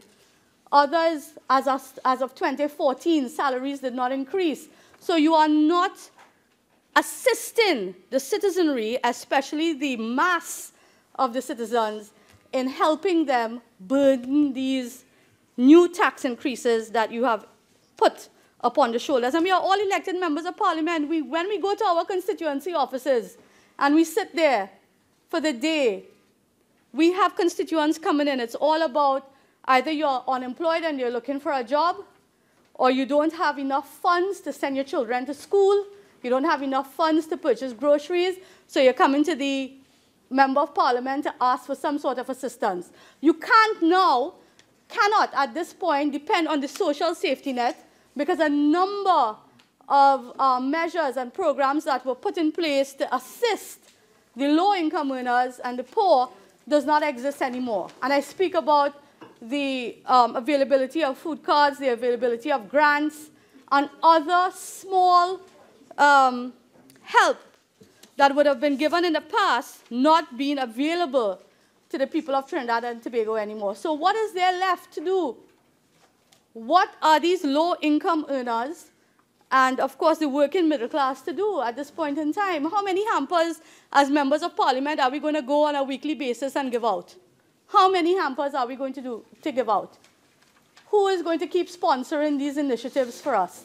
The business groups, the business stakeholders from within the constituency, they themselves are now being burdened with higher taxes and increased taxes.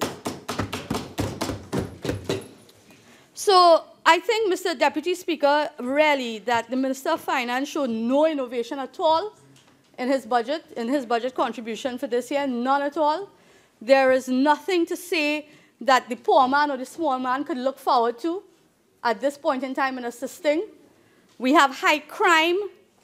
We have a high cost of living that is about to skyrocket again.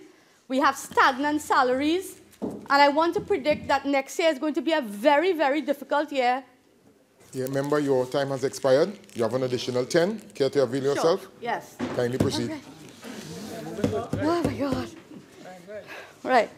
Mr. Deputy Speaker, so I don't know how this government is going to deal with this. I predict that next year is going to be a very tough year in terms of governance for the government, because we have the unions that are agitating and bubbling and waiting. They are justified in their cause.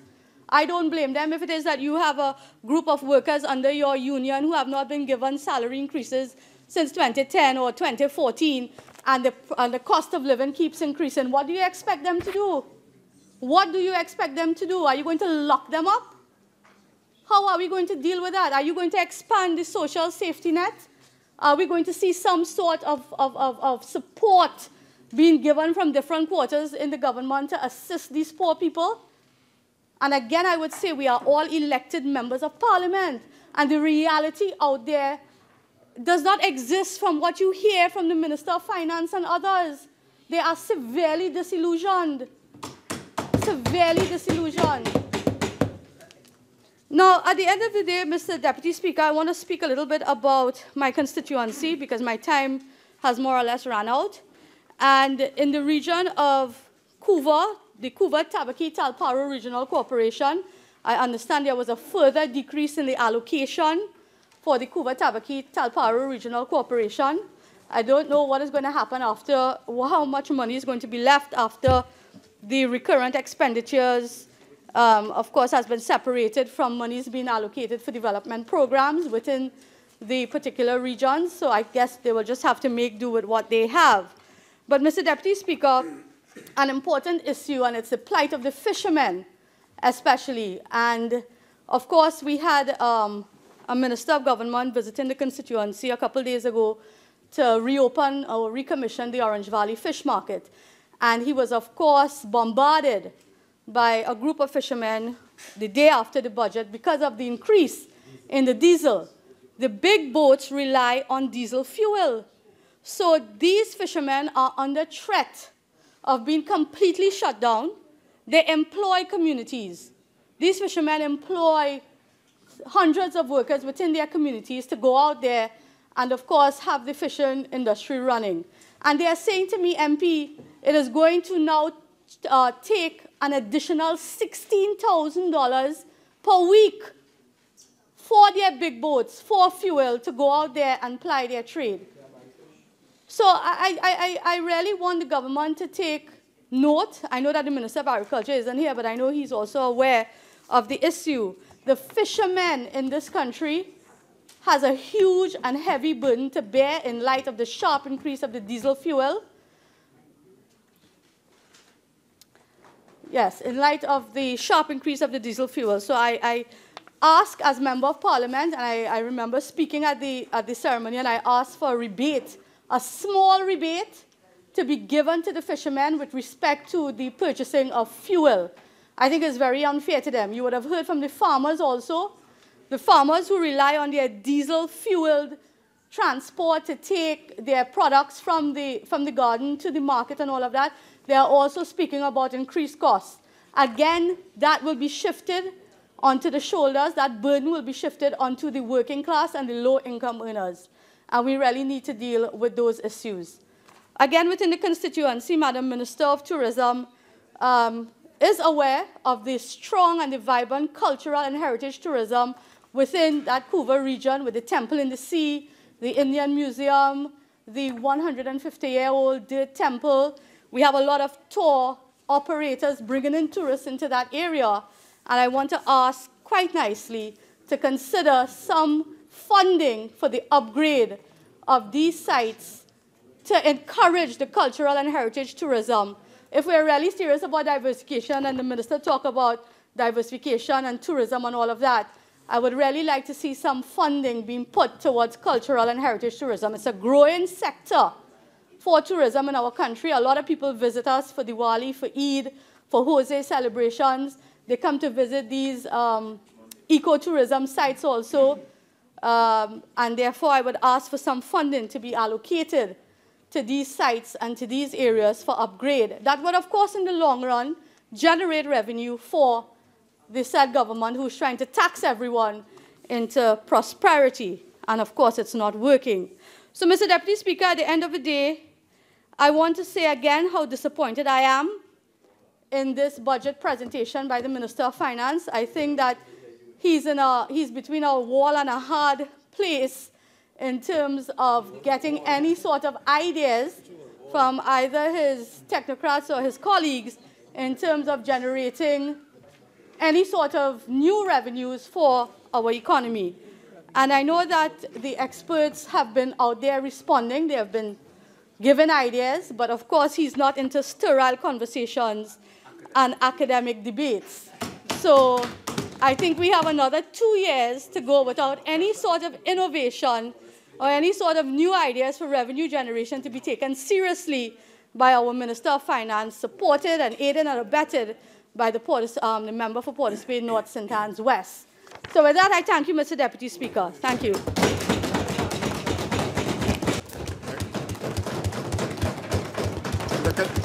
I recognize the member from Moruga Tableland. Good afternoon, Mr. Deputy Speaker. I wish a hearty good afternoon to members of the House on both sides. The obvious and clear template for beginning this kind of presentation is, of course, to give a direct response to the member who preceded you. I have always wished never to speak after the member for Couva North.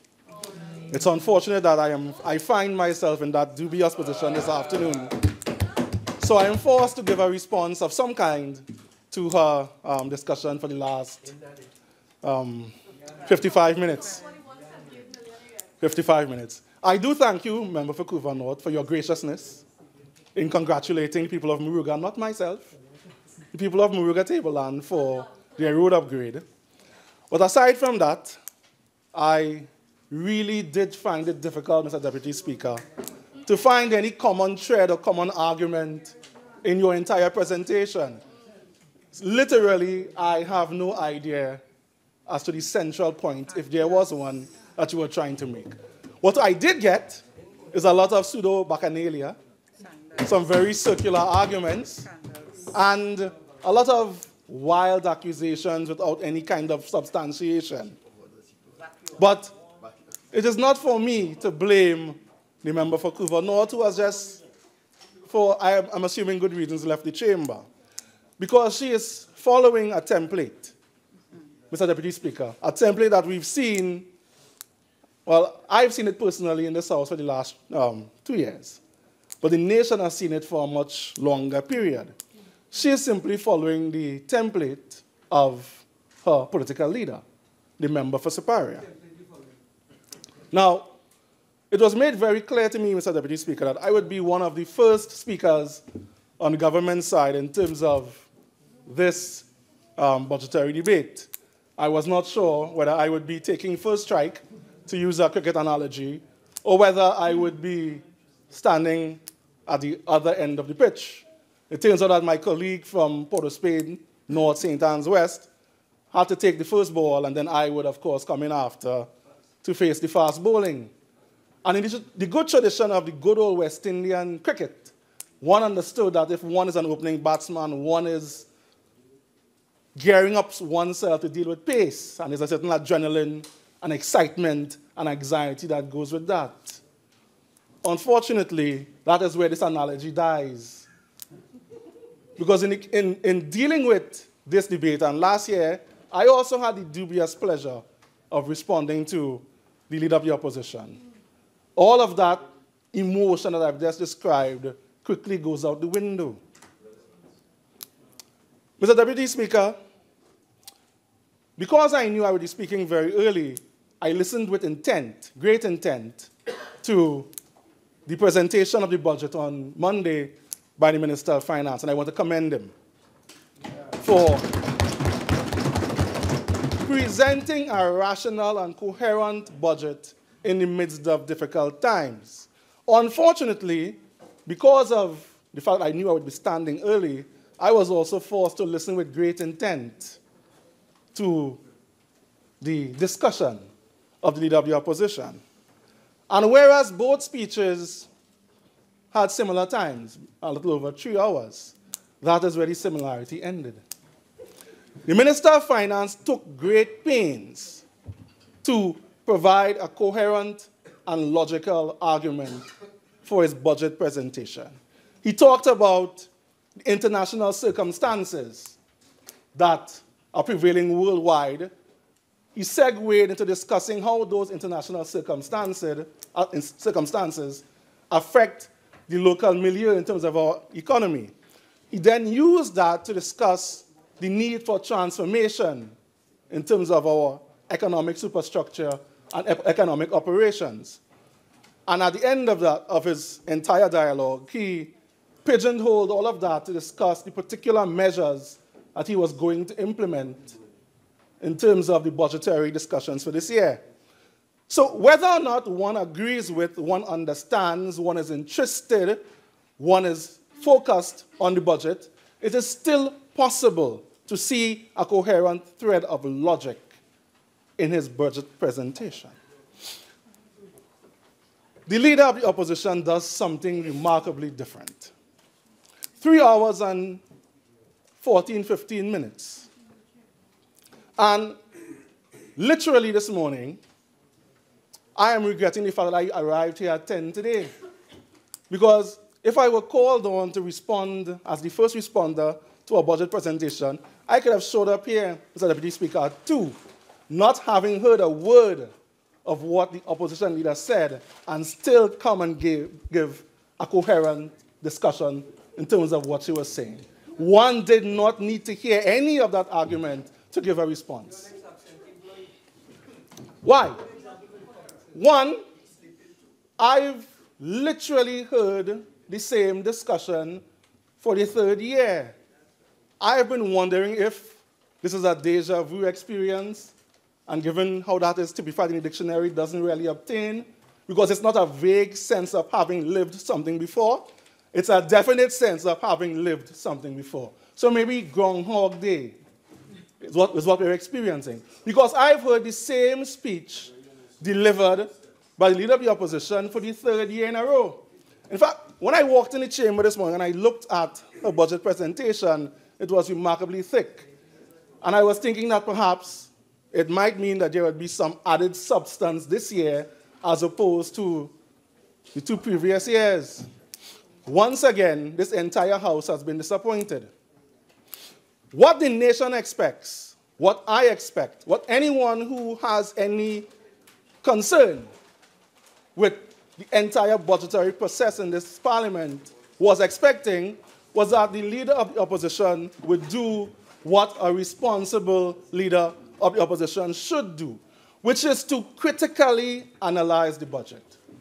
Look at the Minister of Finance's presentation of the milieu that governed it. Look at the particularities of the budget. Maybe look at their weaknesses, look at their inherent contradictions, dissect them, evaluate them, show their shortcomings, and if there are any, and then present a logical counter-argument. What we got, Mr. Deputy Speaker, was something quite different.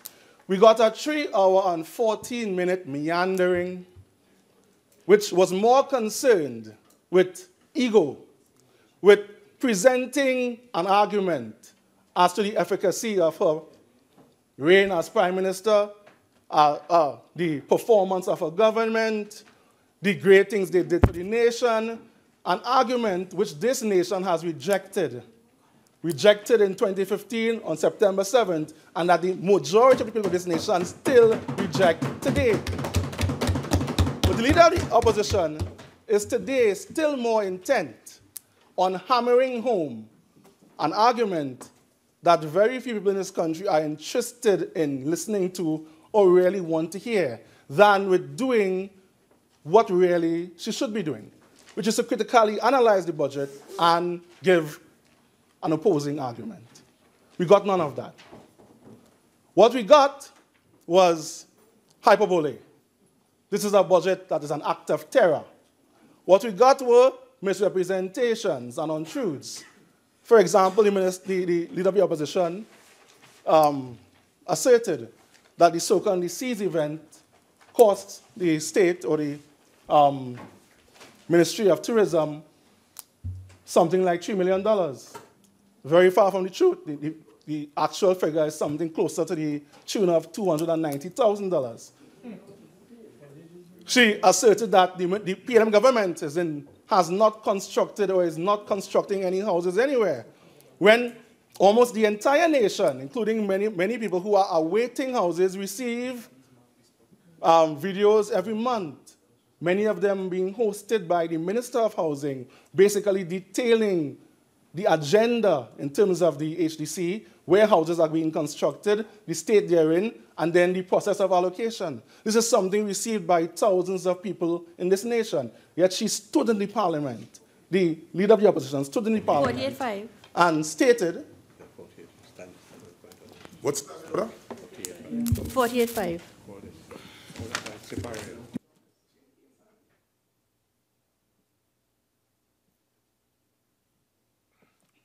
Well, I think he corrected it. Proceed. thank you, Mr. Deputy Chairman, Deputy Speaker. Yes, when there is ample evidence in the public domain that renders that assertion false, it is still made in the House, and one wonders as to the real purpose of it. So we got a lot of exaggeration. We got a lot of misrepresentations. We got some untruths. What we didn't get was the kind of cogent analysis of the budget that would have been expected. Mr. Deputy Speaker, I could go on and on discussing the shortcomings of the opposition's response today.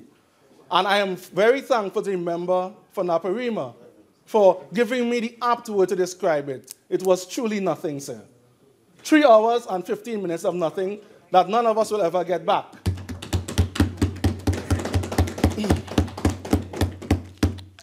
But if I were to do so,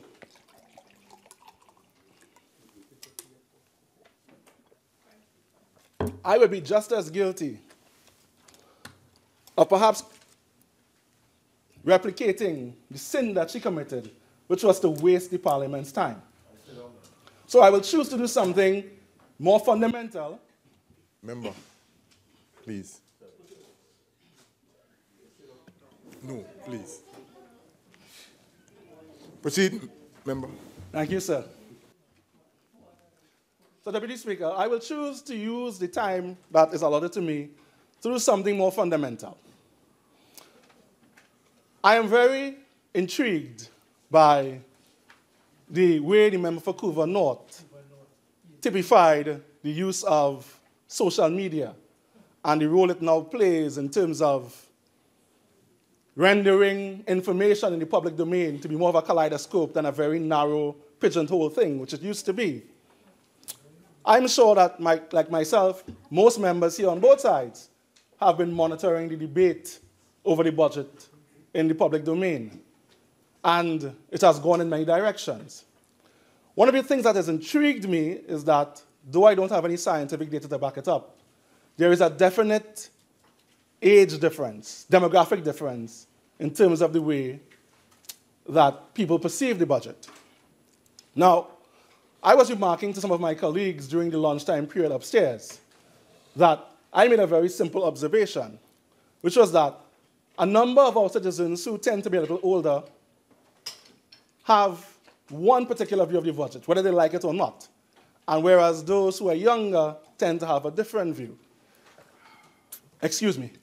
And the observation I made was that we have in this nation generations of people, in fact, an entire generation of people. I'll use the overused cliche, the overused term, millennials, who have never experienced difficult times in this nation. Majority of them who would be either in their late 20s or close to 30 would have been born after the difficult times that many of us would have experienced and would have lived during a period within which we experienced rapid and continuous economic growth and development. So they've never experienced in any lived way this thing called a recession or a period of structural adjustment. So they have no frame of reference within which to interpret it. And many of the responses that we see on social media, in the traditional media, on the street, in the maxi taxis and the taxis, are to some extent determined by the fact that we have some people here who have a lived experience vis-a-vis a recession, and then we have thousands or maybe hundreds of thousands who do not. Now, if one is like me, a child of the 80s, this is not something that is peculiar or unusual. When I was in primary school, in Standard 5, 1986, the price of oil fell to $10 a barrel. And what was once a thriving oil and gas-centered economy basically nosedived. And we entered into a difficult economic period that was far worse than the one we're experiencing now. I'm sure that there are many people in this chamber right now who are of that particular age who can remember having lived those circumstances. And for me, as a child, it was very poignant. It was very easy to identify that something had gone wrong. Because I grew up in a house where at Christmas time, one was able to access these foreign goods, these apples and these grapes, but in particular, as children, these are the fruits you like, even though perhaps you should like more local fruits to consume. And then all of a sudden, these things disappeared. And I distinctly remember as a young man, maybe eating a grape or an apple sometime in 1985. And then the next time in my life, I remember being familiar with these things being available again was close to Y2K.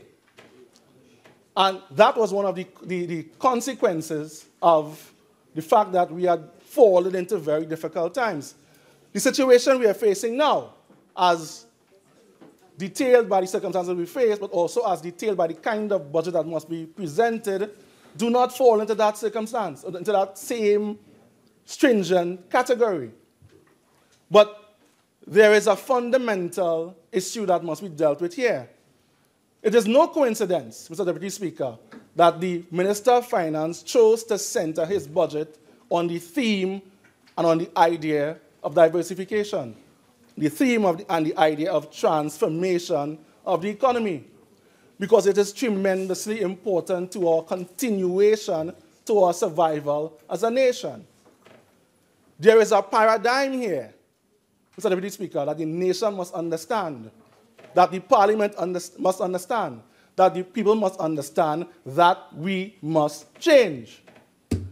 Our society has been one that has grown and been transformed and evolved tremendously since our independence.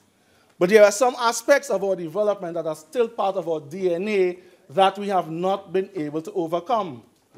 And one of the places it is most easy to observe is in our economic development, or, depending on your perspective, our lack of economic development.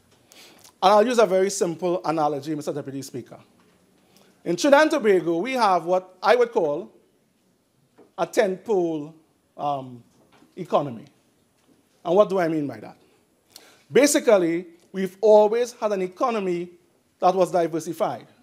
People talk about diversification as though it's some kind of a panacea, but oftentimes they don't understand what they're talking about. We have a tremendously diversified economy.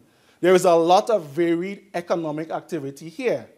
What we have not had sufficiently is an economy that was very diversified in terms of its export earnings. That's one of the failings we've had.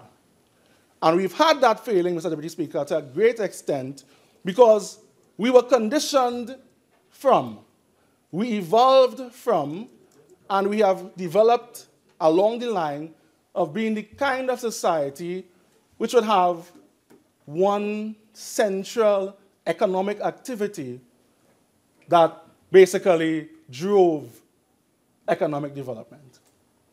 We were born out of a crucible in the late 1780s. This thing called sugar became king, and that was central to our economic development. Even back then, Mr. Deputy Speaker, we were diversified. But sugar was the driving engine of our economic development. That, at some point, became, for a short while, cocoa. And then, from the 19th century onwards, it became oil. It did not mean that we developed an economy that was centered solely on one industry. What it meant was we developed an economy that would be driven by one main industry. And that has its strengths, but it also has tremendous weaknesses. One of those weaknesses is that if you survive as an economy on exporting maybe one or two major goods that are internationally traded, that are priced internationally, your economy will follow the pattern of the prices of those commodities internationally. So when the price of oil and gas is up, we boom. When the price of oil and gas is down, we bust. And we've lived for over 200 years on that very simple economic roller coaster. And it was always possible because at some point, whatever commodity we were selling, even though there were periods of collapse, it would recover. So oil and gas collapsed in the early 70s. By 1973, we're booming. A collapse begins in the early 1980s, Mr. Deputy Speaker. By the 1990s, we're booming again. And then oil and gas collapses in 2013, 2014. And what we have not understood, and we need to understand, and what the Minister of Finance understands and is trying to translate to us through the budget, is that this collapse does not follow the pattern that has determined our existence economically for the last 100 years. Because this collapse is really a watershed event. Because of the rise of shale oil, which has been discussed already by the Minister of Finance, and the projections that most international institutions have in terms of whether oil and gas will recover to the heights of a period before, what we're really facing now is not a recession. What we are facing now is not even really structural adjustment. What we are really facing now is a watershed event. It is a paradigm change, Mr. Deputy Speaker. From this point onwards, and it's very difficult to presage what the history books will say, but if one had to make a calculated or educated guess, what they will say is that the history of this nation economically will have to be altered. Because it may not be ever, in the case of our history, Mr. Deputy Speaker, that we will be able to afford the idea or the actuality of having a 10-pole in our economy anymore. It may no longer be the case that we can have one major industry that drives our development, and we have other minor industries that make up the money. That if those who are reading, quote-unquote, the tea leaves economically are correct, we've come to the end of that journey. So what are we to do, Mr. Deputy Speaker? Are we to continue along the same path that we've treaded for the last 200 years? The end result of that will be a failed economy very quickly. It is our contention as a government, as a P&M government, that the old paradigm within which we've existed for so long, that has maybe served us well, but in other ways underserved us in terms of our development, can no longer stand. And if one were really listening with intent to the presentation presented by the Minister of Finance, it would have been clear that he spent far more time emphasizing the innovations he was attempting to input, the small transformations he was attempting to engender, the churning he was attempting to do to help propel, to jumpstart something that is absolutely critical to our development. So, Deputy Speaker, we have talked for decades about diversification in this country, and it has never been accomplished. Yes, in this country. Thank you, sir. It has never been accomplished. And we spend a lot of time wringing our hands trying to understand why it hasn't. There are a number of simple answers for that. One of the simplest, Mr. Deputy Speaker, and don't worry, sir, Kuva Salt's mumbling cannot affect me.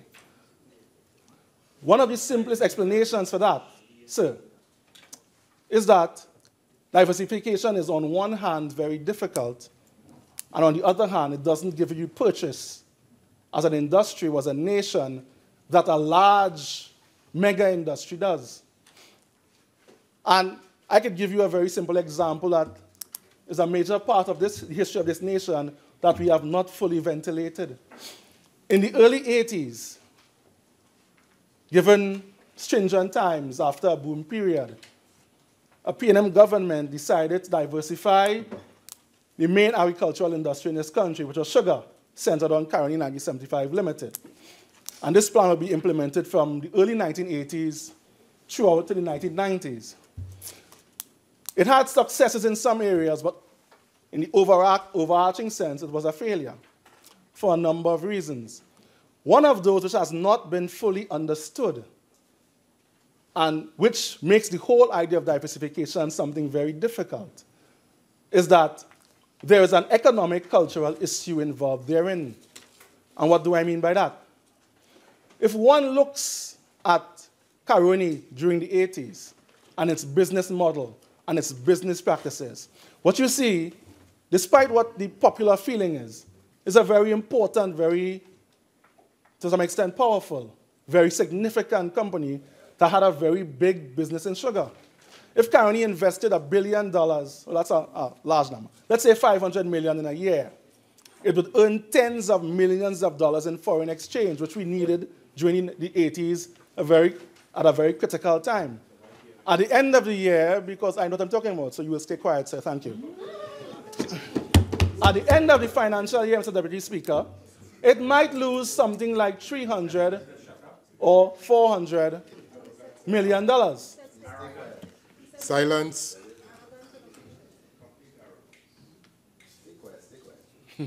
At the end of the year, sir, it might use a tremendous sum of money, which, of course, would not be bad for the exchequer. So you attempt to diversify, and Caroni did that to some extent successfully. And a whole suite of things it was doing as afterthoughts became frontline industries. A particular one that stood out to me when I was doing my research was rice. So Caroni took resources away from sugar, took manpower away from sugar, and started to produce a whole suite of agricultural products, some of them relatively successfully. But when you have a company that is wedded to investing hundreds of millions of dollars, profit or loss, doesn't matter, in a commodity like sugar, and then you expend probably $10 million in rice, and you make a $3 million profit at the end of the year, it's a good thing for your books. But in terms of your business model, that's basically peanuts. The problem with diversification, so one of the fundamental problems with diversification in an economy like ours is that basically the industries are small. The margins are small. The figures, either profit or loss, are small. And it's very difficult to contemplate running an economy within which you've lost $19 billion with diversified industries. What it really calls for, Mr. Deputy Speaker, is a different kind of thinking. It's a different way of viewing your economy. Instead of relying on one large industry to be your savior, what you really need maybe is hundreds of small industries that have economic activity that can bridge that gap that you're missing.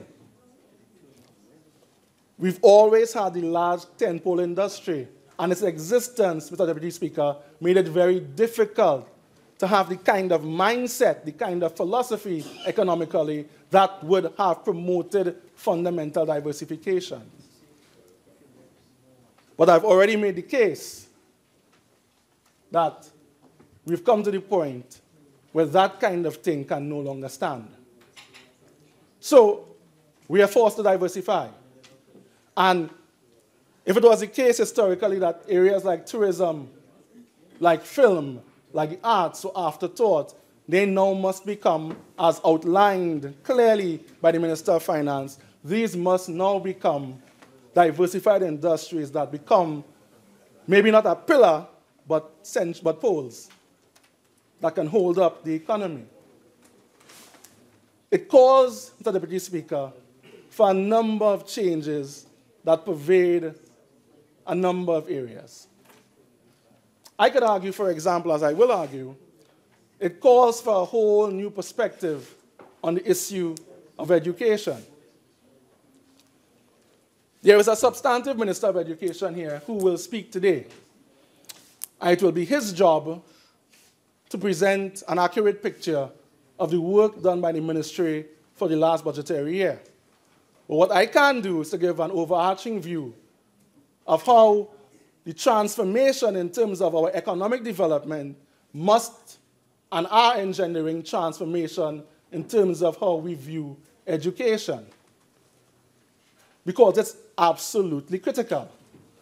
Just a week ago, I had the distinct pleasure of speaking with Reutech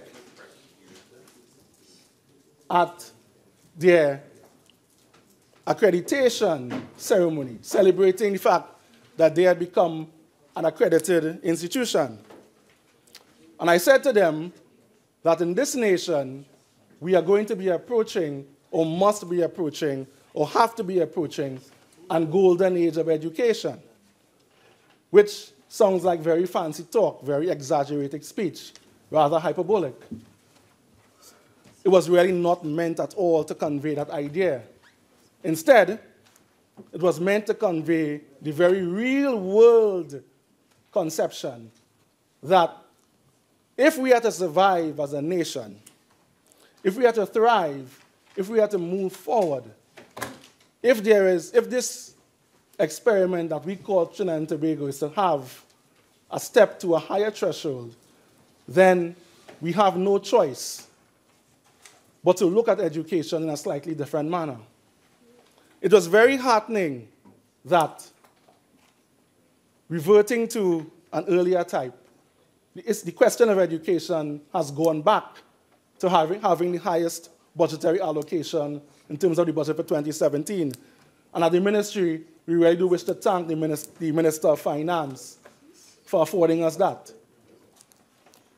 It is absolutely critical, Mr. Deputy Speaker, that we understand if we are to transform our economy in a way that will allow us to survive and to thrive beyond the paradigm that we've existed in, the way that we look at education and the way that education functions must be radically transformed.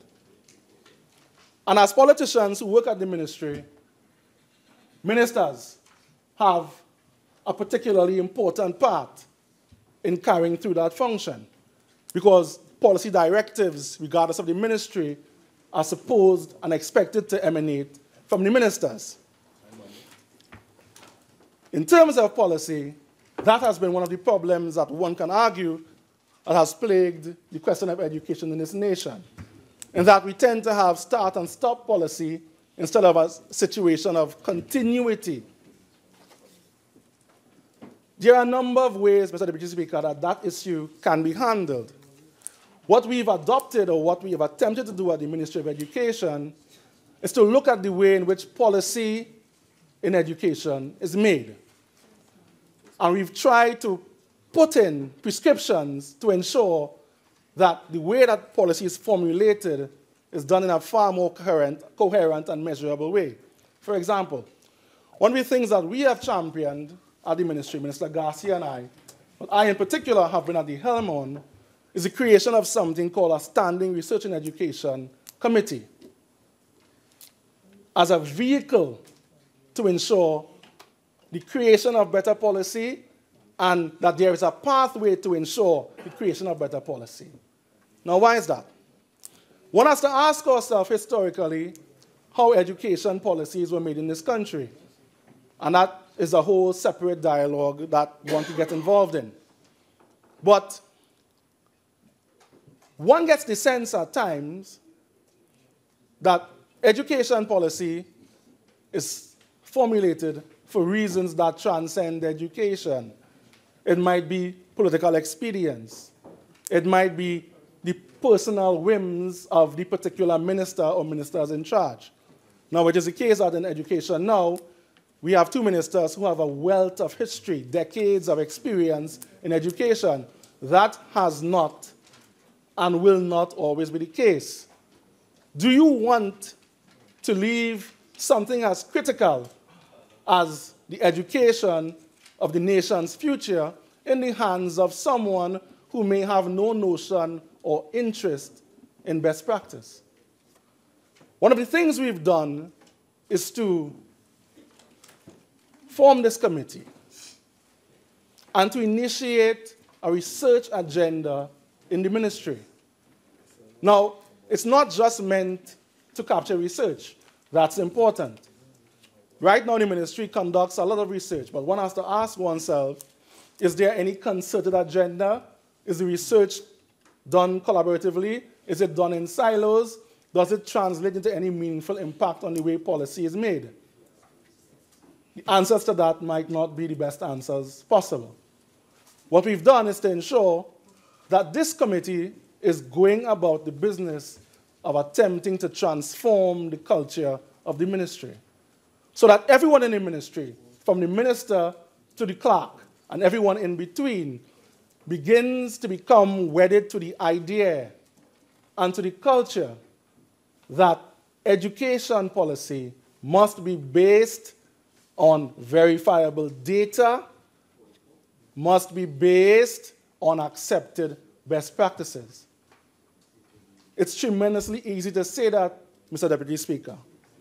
But given the culture that has reigned at that ministry, and given the actions of past ministers who have made education policy that have nothing to do with either of those criteria I've just identified, this kind of change is tremendously important.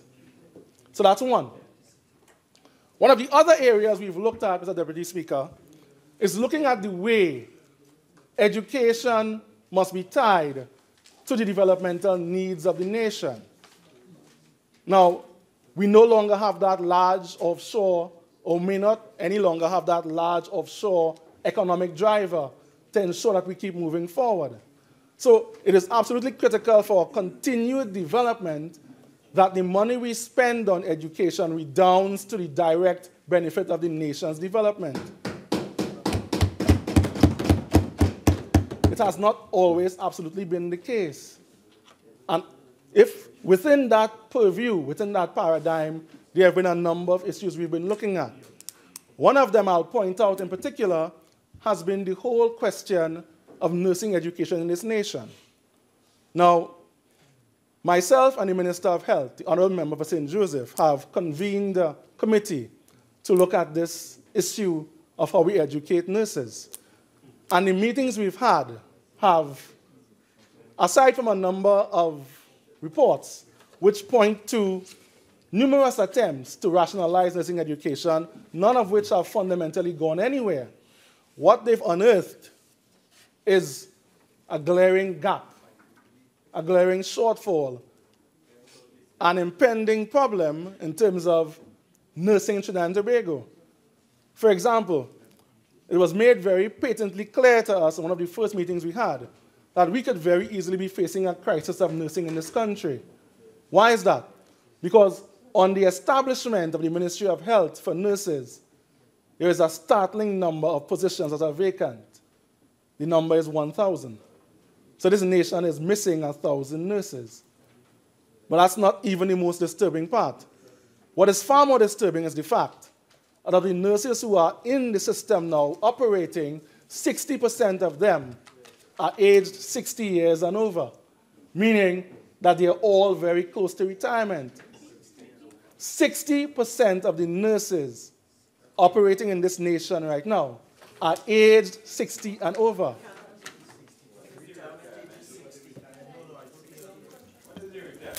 Members, That's the information that's presented to us. I am simply repeating what was presented to me by the experts in the area.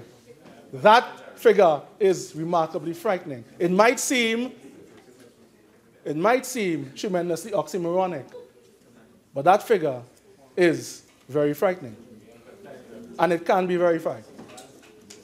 What it means is that we run the risk in this nation not only on one hand of not having enough nurses to basically go through our normal procedures in our hospitals, but of losing a large cadre of nurses at the same time and all of the institutional knowledge that goes with them. So, Deputy Speaker, Minister of Education, in conjunction with the Minister of Health, we are in the process now of looking at the different schools of nurses, looking at the shortfall because there are other concerns. We don't produce enough specialist nurses in this country. That's a major concern. Trying to find a rational pathway forward that can be agreed upon by all stakeholders, by all parties, so that we can suggest a logical, sensible, developmental plan to Cabinet that can be taken over. It remains a work in progress. There are other areas of the ministry where we are trying to make the kind of fundamental change that will redound to the kind of education system, that will redound to the kind of economic development that we need. It is the case in this country, Mr. Deputy Speaker, and I'm sure the Minister will talk far more about this, that every year after our secondary entrance exam, that we have far too many students who do not present or are not able to exemplify required standards in reading and mathematics. The ministry's benchmark, and we could argue that it's a bit arbitrary, is at 30%. This year, we had just over 2,000 students incapable of getting past 30% in either maths or language arts, and a similar response in terms of creative writing. So basically, it means that we have, out of 18,000 students who did the exam, we have over 2,000 students who cannot meet a basic or minimum expectation in terms of at least getting over 50% in that exam, who cannot show the required or expected attributes, qualities, performance in terms of their language arts skills and their mathematics skills. And if one is fooling oneself into thinking that that is some sort of an anomaly, when one checks the figures at the ministry, it is basically a pattern that recurs far too often. In my mind, Mr. Deputy Speaker, that bespeaks a national tragedy. Because whereas you might bemoan the issue of oil and gas, there is no member of this House on either side who will not agree with me that our nation's most precious resource is our children. And if it is that after 7 years of primary schooling and perhaps 2 years of early childhood care, we have such a large number of students who are unable to get more than 30% in the standardized test, in my mind, that's a national crisis. It's also one that we cannot allow to continue. So for the first time in the history of this nation, the Ministry of Education will be implementing, not just creating a paradigm, not just making a plan, that is never implemented or never followed through on, but implementing a student monitoring system where we attempt to identify those students who have difficulties of whatever kind, academic, intellectual, physiological, psychological, of whatever kind, and making a meaningful intervention in terms of their education at the point that we can. And the minister perhaps will mention this, and he will give more specific details on that. But the point is this, Mr. Deputy Speaker.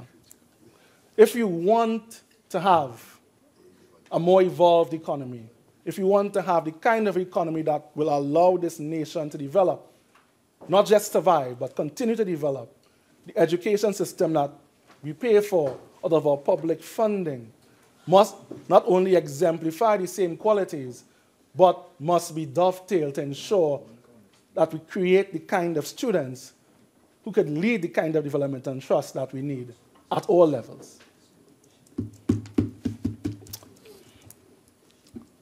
In addition to all of the things that I've mentioned before, it was made very clear by the Minister of Finance in his presentation that that old pseudo-colonial tradition of development being centered along the urban areas and the rural areas of this nation being allowed to lay fallow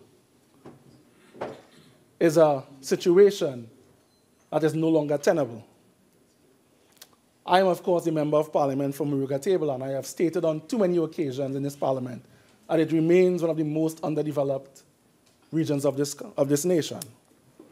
So it's particularly pleasing to me, as the Member of Parliament, but also as someone who still lives in Muruga, to see that the kind of economic development being proposed by this government and being driven by the policies coming out of the Minister and the Ministry of Finance countenances the importance of ensuring that all areas of the nation, be they rural, be they urban, become part of that centralized economic thrust.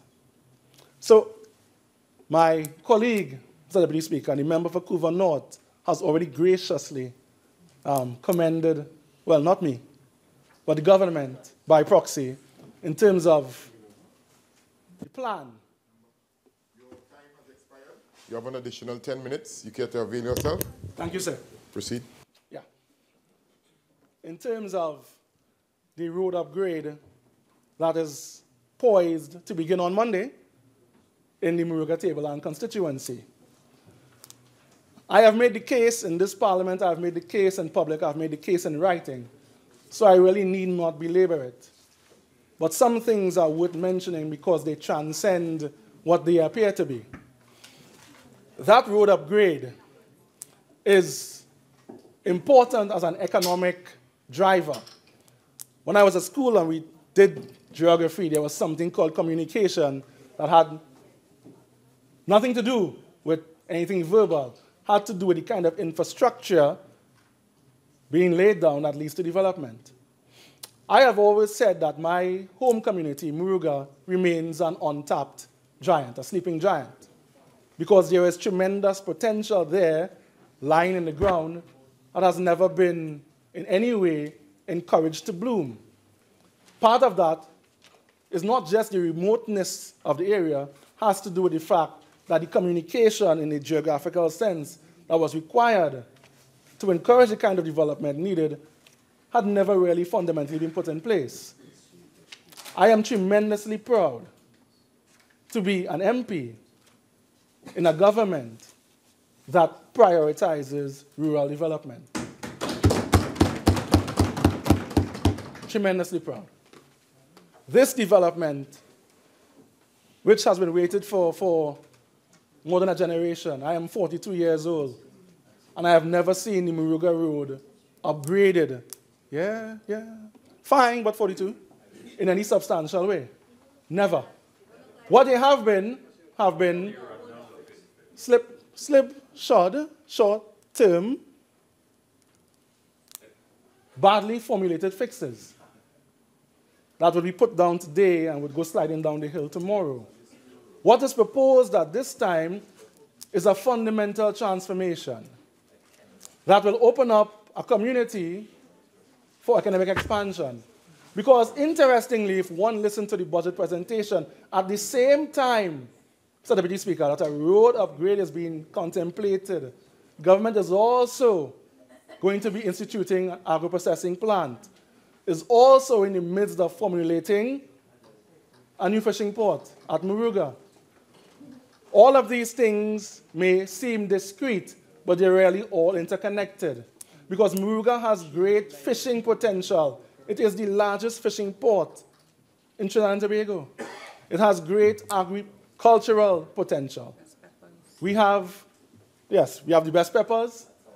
Tableland is the standard bearer nationally and maybe regionally for pineapples. There is a great amount of agricultural potential that is lying dormant in the ground. The road upgrade is not meant to be a conceit.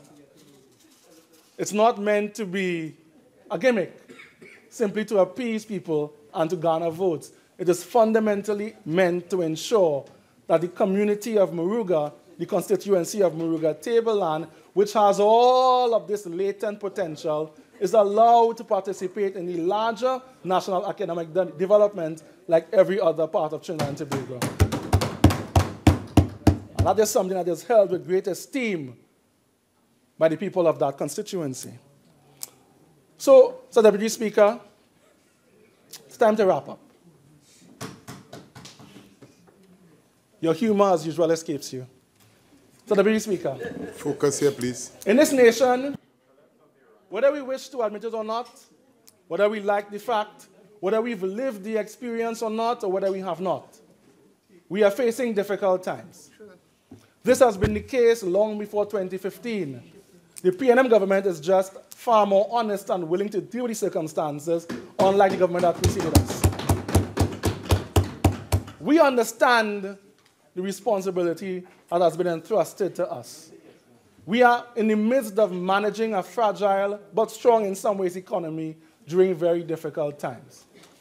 We understand that if we mismanage this, we imperil not only the present, but the future of this nation. There are many people in this nation who would love us to operate in the old, established, traditional way. I want to say to them in particular this evening, that if this government, Mr. Deputy Speaker, were to try to manage in that way, it would lead directly and swiftly to the wreckage of the company. It might be of the country. Sorry, thank you. Finally helpful. Wreckage of this country. It is our responsibility as the people who have been entrusted with it by the population to ensure that we make the best we can of the situation, but also that we provide the kind of leadership and guidance required in very difficult times. Not every decision, Mr. Deputy Speaker, that is made by this government will be popular. But the nation can rest assured that we will always make the right decisions at the right time to ensure the continuance of this nation. Thank you, sir. I recognize the member for Faizabad.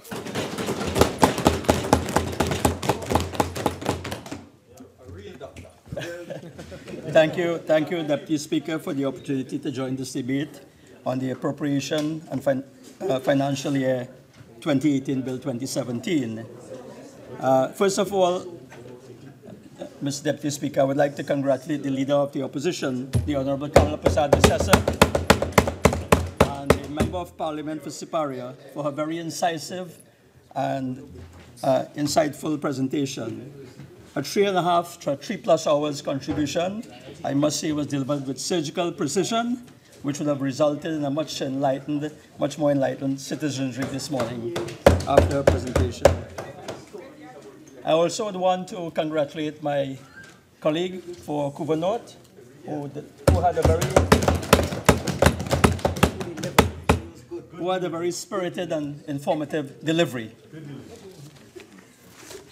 Before I go into my presentation, Mr. Deputy Speaker, I would just want to respond to my colleague from Muruga Tableland and to indicate to him that Muruga Tableland has been earmarked as the 19th seat.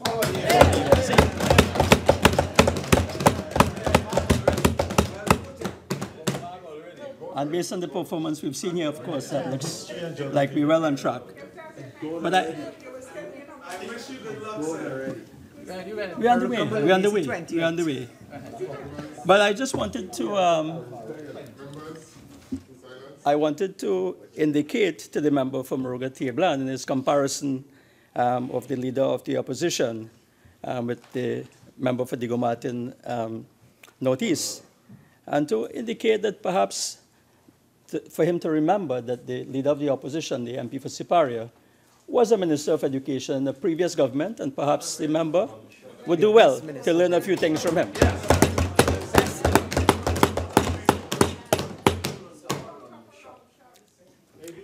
I would also want to take note of the fact that the member analyzed the problem very well that's facing us in terms of diversification, but unfortunately they offered very little solutions.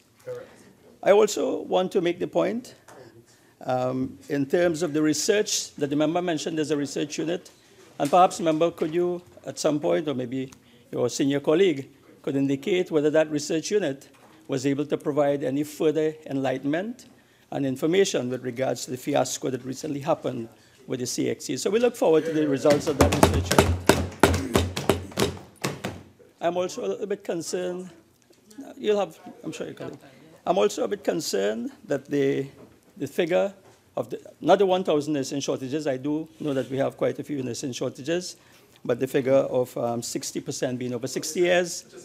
Yeah, and I think that's perhaps that we would need to correct that, but I trust that my colleague, the MP for Chaguanas West, former Minister of Tertiary East, former Minister of Tertiary Education, perhaps would be able to shed some light on that. Yeah. So, Mr. Deputy Speaker, last Monday, the Honorable Minister of Finance made a budget presentation in this chamber with the grandiose theme of changing the paradigm, putting the economy on a sustainable path. Mr. Deputy Speaker, this budget presentation was met with disbelief and bewilderment, and indeed has left a large number of citizens in a state of despair and hopelessness.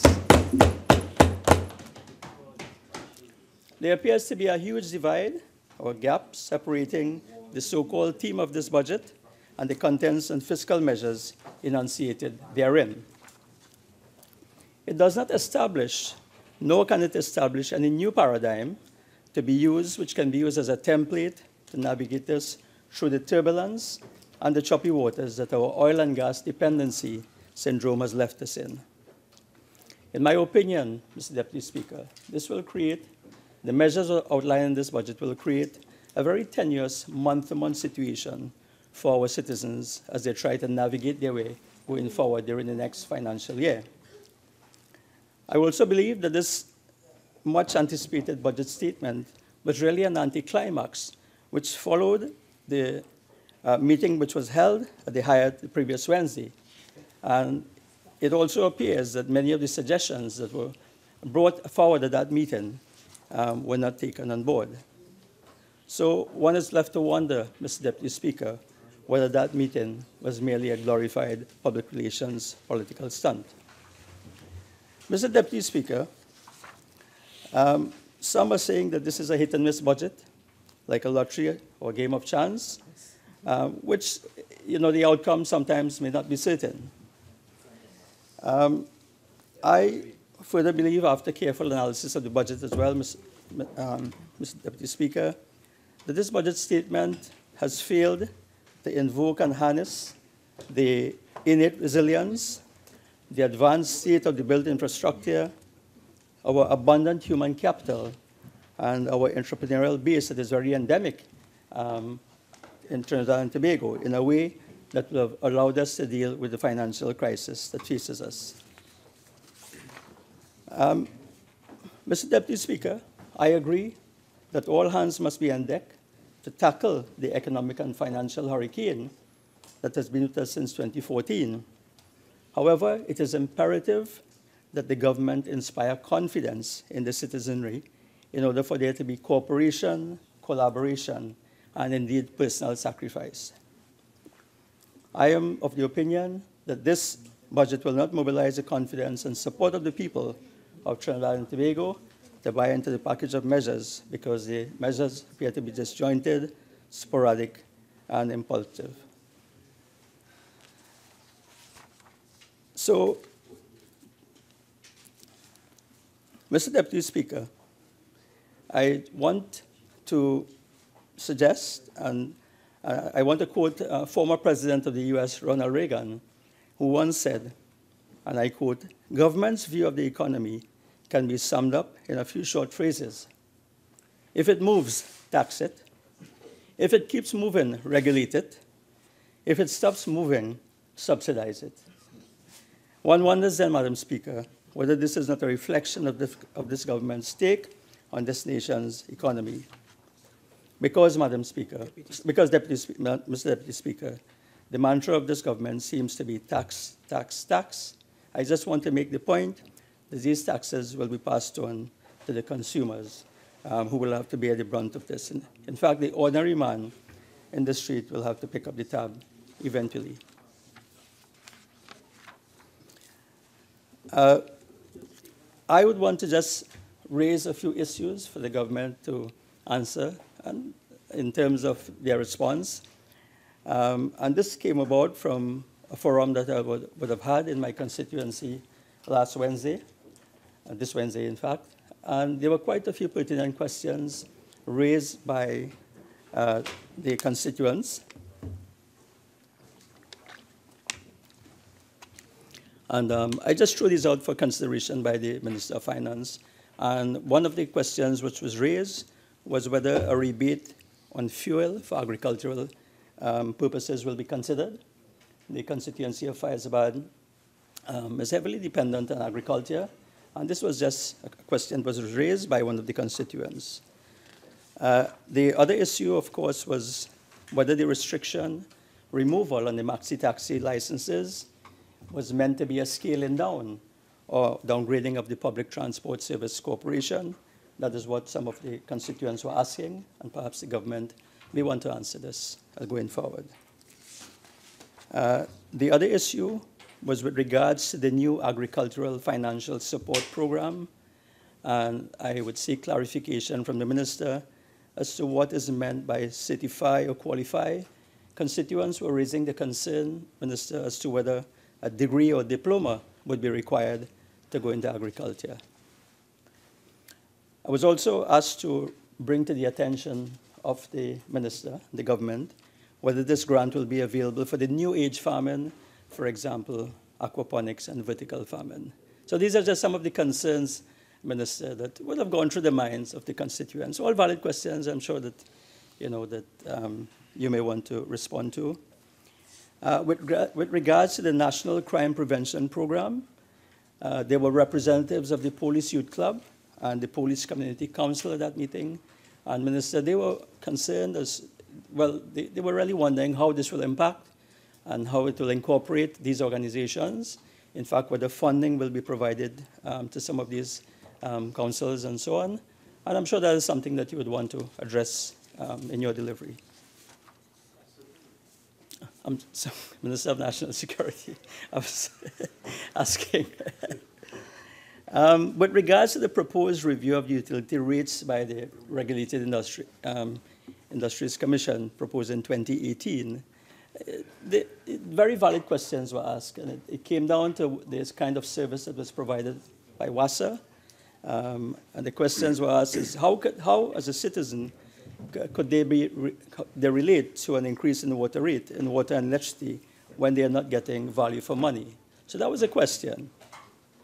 And in terms of the assessment, one very interesting point was raised, and I think I have to mention this, by one of the members of the regional corporation who was present.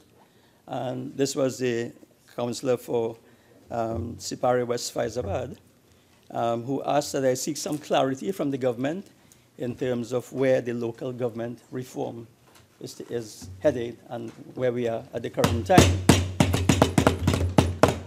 This, interestingly, Deputy Speaker, is a councillor who belongs to the opposite side. So I thought that was quite interesting, and I thought I should raise that for the government to answer. There were also some concerns about the housing incentives, and there was quite a bit of concern about the ministerial committee that will be appointed to deal with these houses.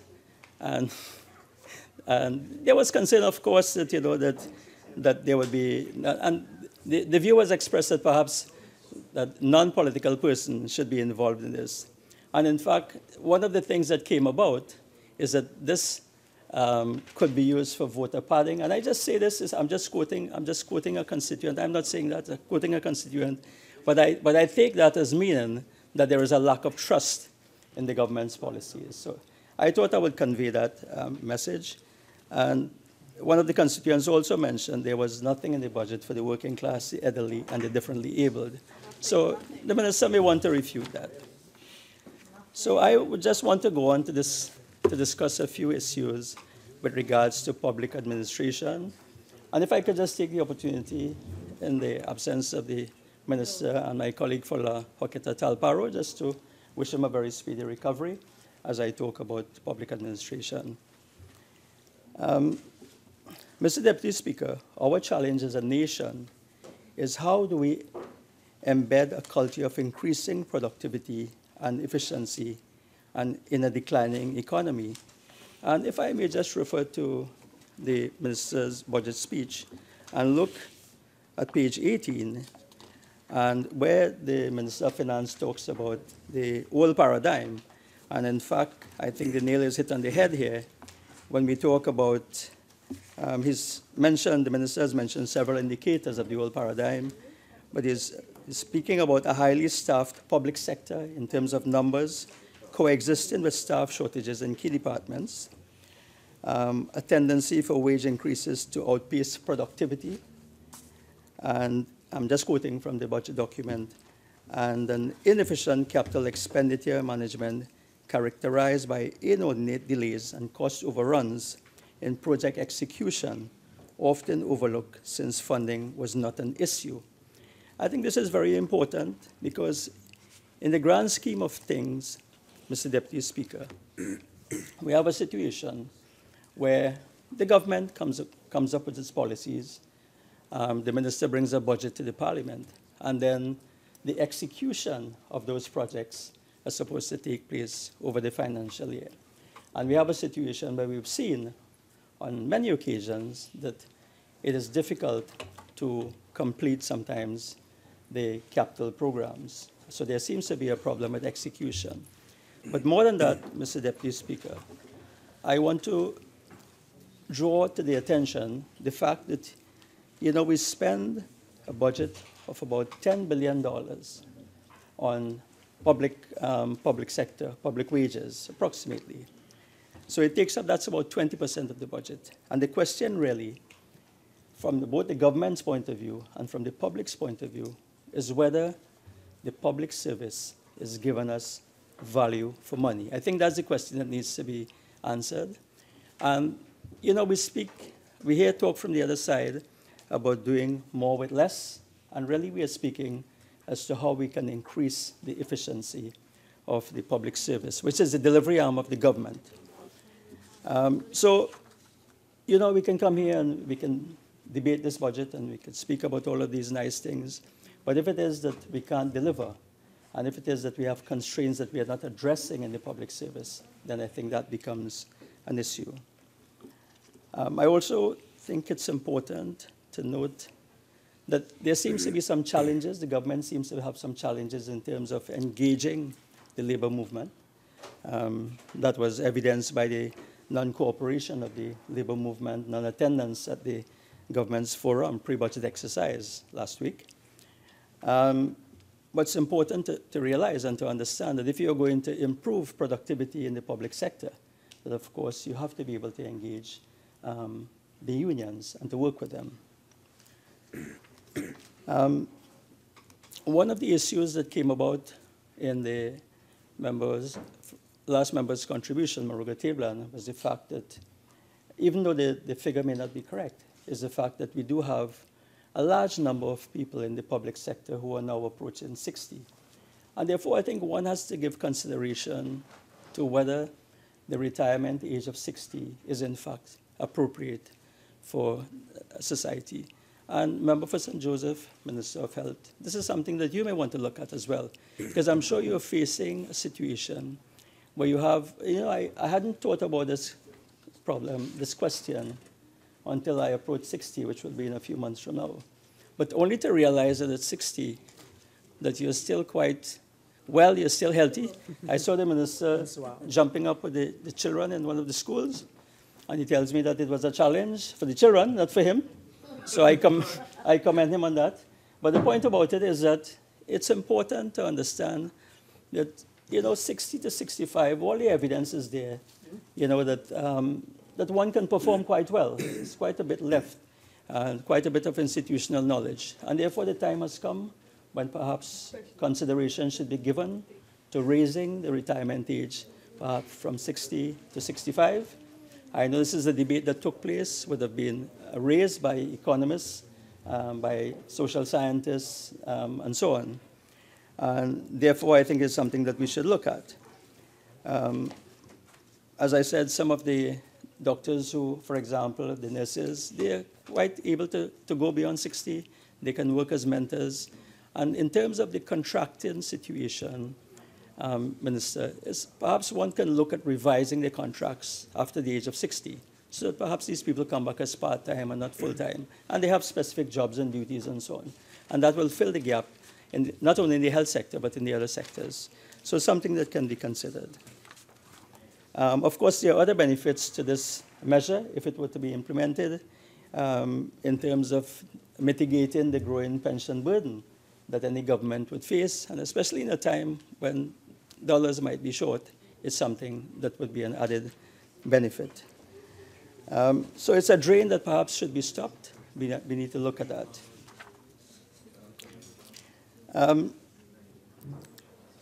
So we spoke about increasing productivity in the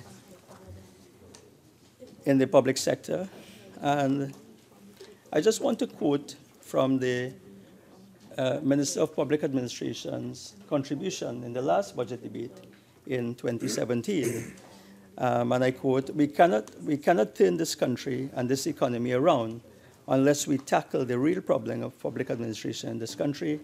And the minister went on to say, we cannot turn this country around unless we remove the inefficiencies that are so much a part of doing business in and out of government in Trinidad and Tobago.